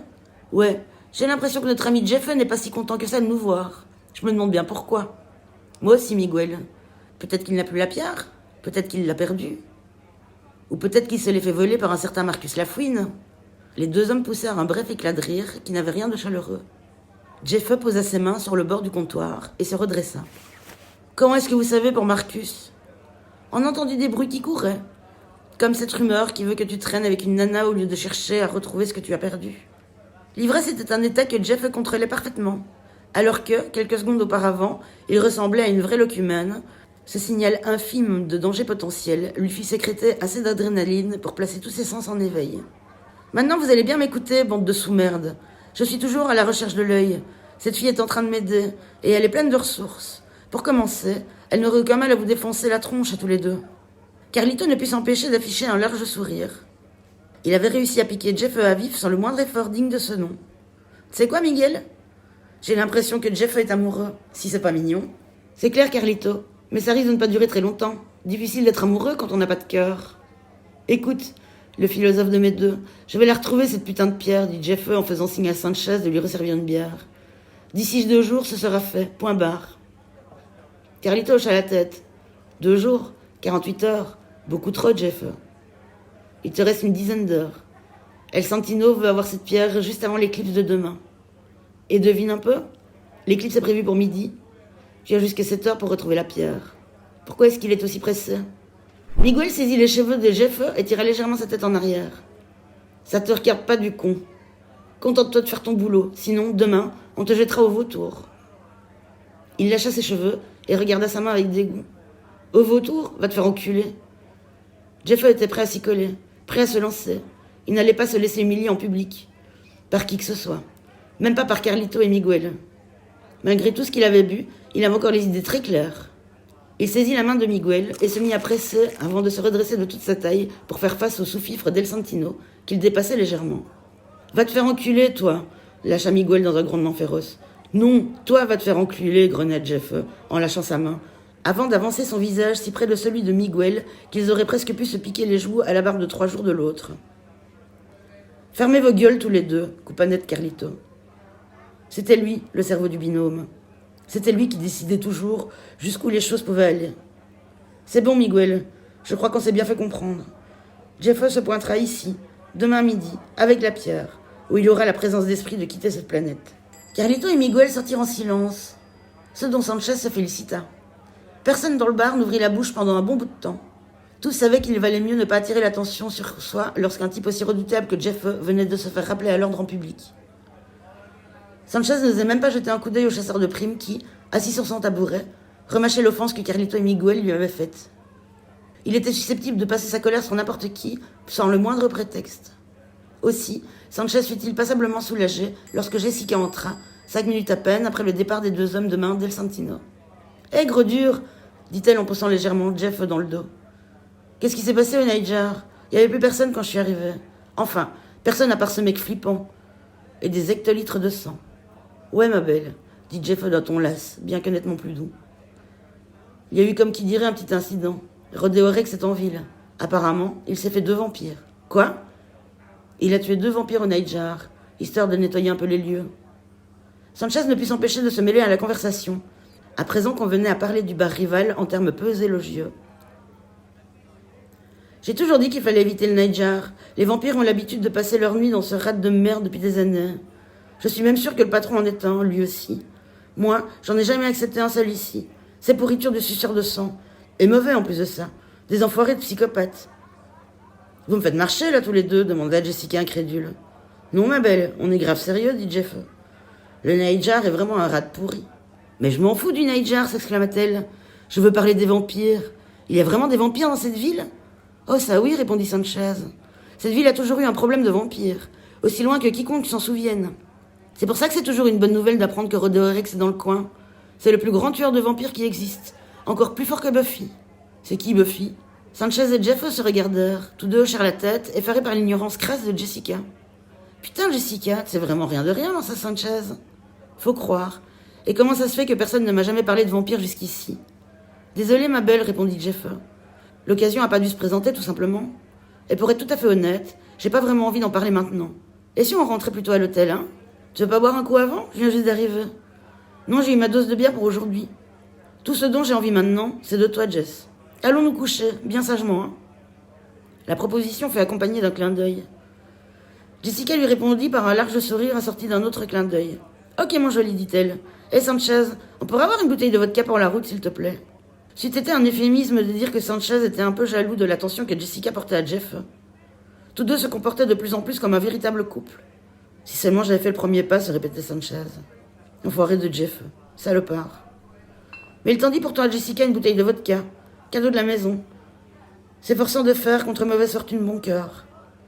Il ne souhaitait pas que Jeff sache qu'il en passait pour la femme avec qui il sortait.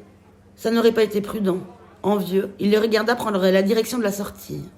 Jessica prêtait gentiment son épaule à un Jeff particulièrement saoul. Il avait manifestement éliminé sa dernière goutte d'adrénaline et titubait dangereusement. S'il ne s'était pas appuyé contre Jessica, il serait certainement tombé de tout son long.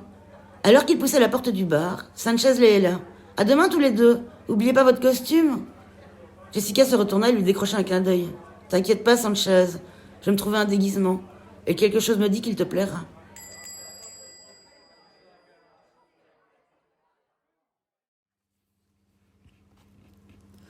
Chapitre 49. Depuis que Carlito et Miguel avaient quitté la grange, Miles Jensen s'était resté dans l'obscurité la plus totale. Ils avaient refermé la vaste porte à double battant en partant, occultant ainsi le peu de luminosité qu'offrait la lune. Jensen distinguait vaguement la silhouette de l'épouvantail assis dans la brouette, juste en face de lui. Il était presque 1h du matin, heure à laquelle devait résonner l'alarme de son téléphone. L'épouvantail n'avait pas bougé, ce qui ne surprenait pas Jensen, même s'il avait hâte que leur maudite touche à sa fin. L'histoire ridicule que Carlito lui avait racontée avait beau être tout à fait risible, Jensen sentait la nervosité le gagner un peu plus à chaque minute qui s'écoulait. Il faisait trop sombre pour qu'il puisse lire l'heure sur son téléphone, qui reposait toujours sur ses cuisses, et il commençait à se demander si l'alarme avait bien été activée. Le fait de dire qu'il l'avait mise à 1h sans rien en faire aurait été pour Carlito la meilleure des façons de prolonger l'angoisse de Jensen. Le coup qu'il avait reçu sur le crâne le faisait encore souffrir et ne l'aidait pas à rester en alerte. Plus que tout, il avait envie de fermer les yeux pour dormir quelques heures. Il était du reste sur le point de dodeliner la tête lorsqu'il entendit un craquement provenant de l'entrée de la grange. Instinctivement, il inspira une profonde bouffée d'oxygène et retint sa respiration afin de faire le moins de bruit possible. De toutes ses forces, il tâcha de distinguer ce qui, face à lui, produisait ce son. Il s'agissait de la porte, dont l'un des battants était en train de s'ouvrir, très, très lentement, comme en témoignait le fin rayon de lune qui s'élargissait et éclairait un côté de la tête de l'épouvantail. Le visage de paille, dénué pourtant de traits, semblait à présent avoir des yeux. Mais l'épouvantail était bel et bien le cadet des soucis de Jensen. Il voulait à tout prix savoir qui était l'homme dont la silhouette, nimbeuse de brume, se découpait dans les rayons de la lune. C'était un homme plutôt grand, et il semblait porter un costume, ainsi qu'un panama légèrement penché sur le côté. Il tenait un pistolet à la main droite, canon pointé vers le sol. « Summers, c'est vous ?» L'homme ne répondit pas. Il pénétra dans la grange et ferma presque totalement le battant derrière lui. Un infime faisceau de lune filtrait à travers le minuscule entrebâillement. Il y avait tout juste assez de lumière pour que Jensen parvienne à voir la vague silhouette s'approcher lentement de lui. L'homme leva son arme et la pointa en direction de la brouette où se trouvait l'épouvantail. Il s'arrêta à 3 mètres de Jensen et sembla viser la tête de l'homme de paille. À ce moment précis, survint quelque chose qui aurait pu coûter la vie à Jensen. L'alarme de son téléphone retentit. C'était le thème du film Superman. Et le niveau sonore était incroyablement fort. Il était difficile de dire si Carlito avait monté le volume au maximum ou si le son semblait aussi retentissant à cause du silence angoissant qui l'avait précédé. Le bruit fit sursauter l'homme au panama qui se retourna et pointa son arme vers Jensen. Le doigt qui reposait sur la détente tremblait. L'inconnu avait vraiment la frousse de sa vie. « Jensen, vous êtes seul ?» murmura-t-il d'une voix rauque. « Dieu tout-puissant, c'est vous, Scratch ?»« Oui. Alors, vous êtes seul ?»« Oui, je crois, à part ce putain d'épouvantail. » Il ressentit un énorme soulagement au son familier de la voix du lieutenant Paolo Scratch. « Un épouvantail ? C'est ce qu'il y a dans la brouette ?» demanda Scratch époustouflé. « Ouais, l'homme de paille en personne. Vous voulez bien me détacher, s'il vous plaît ?»« Bien sûr. » Scratch avança et s'hissa sur la botte de foin sur laquelle Jensen s'était assis.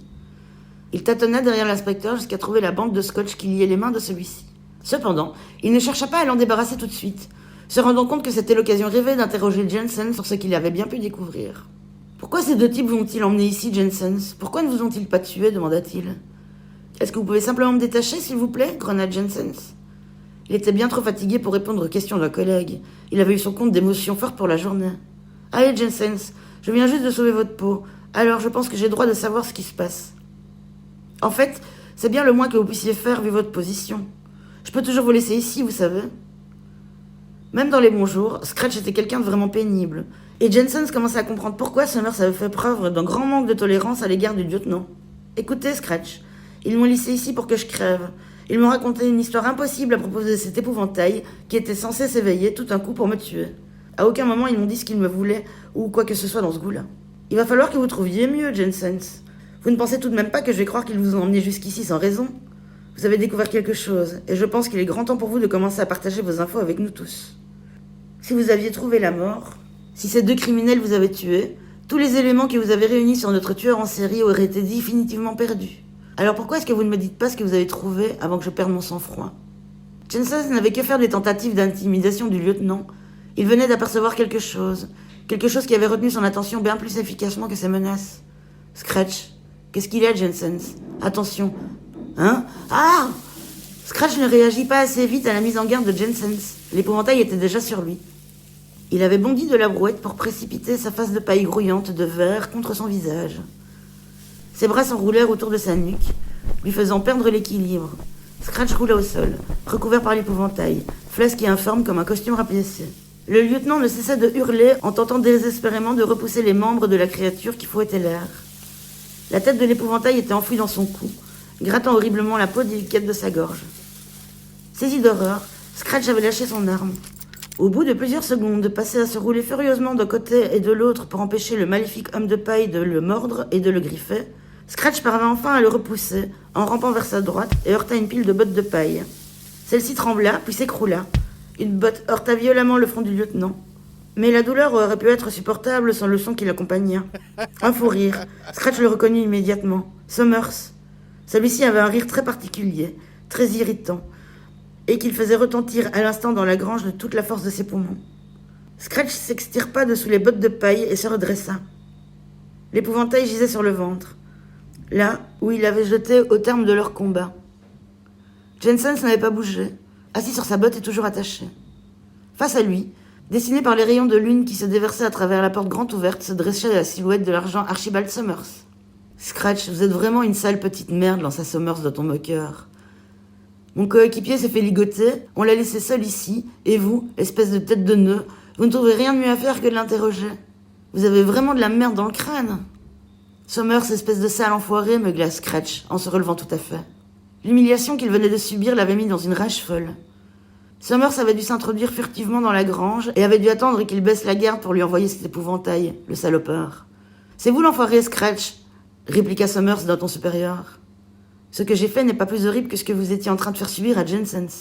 Maintenant, détachez-le avant que je ne vous balance à nouveau à cet émigré du pays d'Oz. » Déconfit et embarrassé, le lieutenant Paolo Scratch obéit à contre-cœur. Il prit tout son temps et, non sans un certain plaisir, arracha le ruban adhésif en sachant pertinemment que Jensen saurait mal. « Merci Summers, dit Jensen, grandement soulagé. Comment avez-vous découvert que je me trouvais ici ?» Il se frotta les poignets, puis serra et ouvrit les poings plusieurs fois de suite, afin de chasser toute crampe et toute douleur de ses doigts. « Je dois vous avouer que j'ai galéré un moment, partenaire, jusqu'à ce que ce clown, il pointa Scratch du doigt, ce putain de raté de congénital appelle le capitaine sur la fréquence de police pour lui dire qu'il était devant la grange, et pour lui demander s'il devait entrer et vous mettre le grappin dessus. »« Vraiment ?» lança Jensen sans se retournant vers Scratch. « Combien de temps avez-vous attendu avant de trouver le cran d'entrée, espèce de sombre con ?» Scratch recula d'un pas, regardant autour de lui à la recherche de son pistolet. « Eh, je ne faisais que suivre les ordres, d'accord ? Je ne savais pas que vous étiez en danger. »« Tu parles d'un putain de flair d'enquêteur. Allez, Jensen, sortons d'ici. Vous et moi avons besoin de dormir un peu. La journée de demain sera dure, et il semblerait qu'on ait vu le bourdon kid dans un bar, le Nightjar. C'est vrai ? Il a tué quelqu'un ? Plusieurs personnes, je vous raconterai en route. Et quoi de neuf au sujet d'Annabelle de Furgin ? Demanda Jensen en se levant de la botte de foie, frottant ses poignets douloureux. C'est une excellente question et je vous remercie de me la poser. Moi aussi, j'ai une soirée plutôt pourrie. Mais la bonne nouvelle, c'est que je l'ai trouvé de qui il s'agissait. Elle est connue dans le coin sous le surnom de la Dame Mystique. La Dame Mystique ? C'est une voyante ou un truc du genre ? Tout juste. Une vraie voyante ? Non, plus nulle que tout. Même si elle s'est réveillée au lit avec le Père Noël, elle serait incapable de vous dire quel jour on est.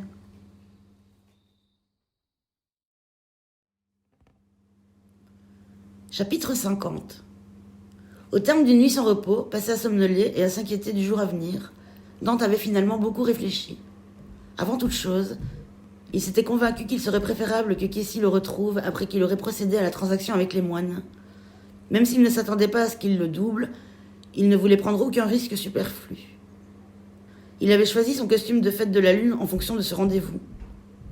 Afin d'avoir l'air un peu patibulaire, il avait jeté son dévolu sur un déguisement de Terminator. Le type de la boutique avait sorti les pires arguments de vente, allant même jusqu'à lui dire qu'il s'agissait d'un des ensembles que Schwarzenegger avait porté durant le tournage du premier volet de la saga. Dante était convaincu que le mec lui racontait des conneries, mais il accepta de croire ce mensonge. Et cela marcha. Le déguisement lui donnait l'impression d'être légèrement plus cool, juste ce qu'il fallait. En se balançant dans ses vêtements de cuir, avec ses lunettes de soleil, il avait la sensation d'être en dur, un vrai. Il portait également un pistolet sous son blouson, juste au cas où les choses tourneraient mal. Il était inutile de prendre des risques inconsidérés. Il pouvait tout à fait tomber sur un malade désireux de se faire un nom en se battant contre le Terminator. Cassie avait accepté de l'attendre au motel, mais elle avait préféré garder le secret de son déguisement. Elle voulait lui faire la surprise, et Dante espérait que ce serait quelque chose de très, très sexy. Le soleil brillait de tous ses feux alors que Dante parcourait la ville dans la Cadillac jaune dont il venait de faire l'acquisition. Le ciel matinal était clair et bleu, sans le moindre indice d'éclipse à venir. Il alluma l'autoradio et tomba par un très heureux hasard sur la chanson My Sharona de The Knack. Le fait de conduire avec en musique de fond l'un de ses morceaux préférés ne faisait qu'augmenter sa bonne humeur. Et puis, qu'est-ce qu'il avait l'air cool! Il ne s'était jamais senti aussi cool. En ville, à son passage, tous les regards se tournaient vers lui. Après tout, ce n'était pas tous les jours qu'on voyait le Terminator passer dans une Cadillac jaune. Toutes les personnes que Dante aperçut ce matin étaient déguisées. Au coin de la rue, le tueur des films Halloween faisait peur aux passants en leur demandant de l'argent. Une centaine de mètres plus loin, il vit 2 types déguisés en nonnes en train d'en tabasser un 3e, revêtu d'une grosse combinaison bleue et spongieuse, avec un pantalon et un bonnet rouge. Triste époque, où le grand Schtroumpf ne pouvait se promener dans la rue sans se faire agresser par des nonnes enragées. Il n'était que 11h du matin, et le nombre de personnes ivres sur la voie publique était déjà considérable. Cette fête faisait vraiment ressortir ce qu'il y avait de pire en chacun. Dante avait été prévenu que beaucoup de gangsters considéraient la fête de la Lune comme l'occasion rêvée pour commettre des crimes sous couvert de leur déguisement. Se faire agresser alors qu'il portait sur lui l'œil de la Lune, c'était bien la pire des choses qui aurait pu lui arriver. De plus, il se faisait beaucoup plus de soucis pour Cassie, qui, de son côté, gardait la valise contenant les $100 000 qu'ils avaient volés. Elle était restée seule dans la chambre du motel. Elle devait sûrement se sentir vulnérable et terrifiée. Il ralentit, s'arrêta au feu rouge d'un carrefour vide et se surprit à inspirer profondément pour garder son calme. Dans une 20aine de minutes, l'affaire serait réglée. Il se serait débarrassé de cette maudite pierre bleue et, plus important encore, serait en possession de $10 000 qui viendraient s'ajouter aux $100 000 que Cassie lui comptait librement dépenser au cours des prochains mois. Dante avait déjà tout prévu. Il sillonnerait l'Europe et y verrait tout ce qu'il y avait à voir. Il savait que l'idée ravirait Cassie, qui avait renoncé à parcourir l'Europe lorsqu'elle en avait eu l'occasion, au tout début de leur relation, plusieurs années auparavant. À présent, il était en mesure de récompenser sa fidélité et son sacrifice. Il suffisait simplement de survivre à ses derniers jours à Santa Bodega. En attendant que le feu passe au vert, Dante regarda autour de lui et aperçut une blonde sublime déguisée en Marilyn Monroe, vêtue d'une robe rose brillante et de strass. À l'autre bout du carrefour, elle attirait également l'attention de 2 types déguisés en Blues Brothers. Sur le trottoir d'en face se tenait un sosie d'Elvis. C'était l'Elvis de la fin des années 60, début des années 70. Il portait une chemise rouge brillante avec des pompons blancs aux manches, ainsi qu'un pantalon rouge à pattes d'éléphant, dont chacune des jambes était parcourue par une épaisse bande jaune. Ses yeux étaient dissimulés derrière une grosse paire de lunettes de soleil, typique d'Elvis. À en juger par les mouvements rapides de sa tête, il semblait guetter la route, attendant impatiemment que quelqu'un vienne le chercher en voiture. Lorsqu'Elvis aperçut Dante dans sa Cadillac jaune, il s'immobilisa et lui lança un regard dur pendant un assez long moment. Au début, Dante crut qu'il était impressionné par son déguisement. Derrière ses lunettes noires, il s'efforçait de lui renvoyer le regard froid dont usait Schwarzenegger dans le film Terminator. Puis soudain, la paranoïa suscitée par le fait de porter la pierre précieuse dans une voiture volée l'emporta. Et si cet Elvis avait reconnu la caisse? Et si c'était la sienne? Et pourquoi se dirigeait-il droit vers Dante, en pressant le pas? Putain, grillait le feu rouge. Inutile de rester là à attendre que ce gros Elvis furieux vienne lui chercher des poux. Il démarra, et les pneus arrière de la Cadillac crissèrent bruyamment, attirant bien plus l'attention qu'il ne l'aurait souhaité. Il eut la sensation que la moitié de la population de Santa Bodega l'observait en train de traverser le carrefour en toute illégalité, manquant de percuter un vieux break marron tout pourri qui passait au feu vert. Dante n'était ni assez rapide ni assez patient pour essayer d'éviter la voiture. Il en laissa l'initiative au conducteur du break, qui se fit un devoir de réagir à sa place. L'homme qui se trouvait au volant, et qui était déguisé en momie égyptienne, enturbané de bandages blancs des pieds à la tête, bandit un poing rageur alors que sa voiture manquait de peu de se retrouver après un brusque écart. Dante n'eut pas besoin de se retrouver pour savoir que le conducteur du break lui en voulait à mort. Un de plus à vouloir me mettre le grappin dessus, pensa-t-il en accélérant. Sa priorité absolue était à présent de retrouver les 2 moines au Neidjar, aussi vite que possible. et non plus de parader en ville au volant du véhicule le plus voyant de toute l'histoire des voitures volées.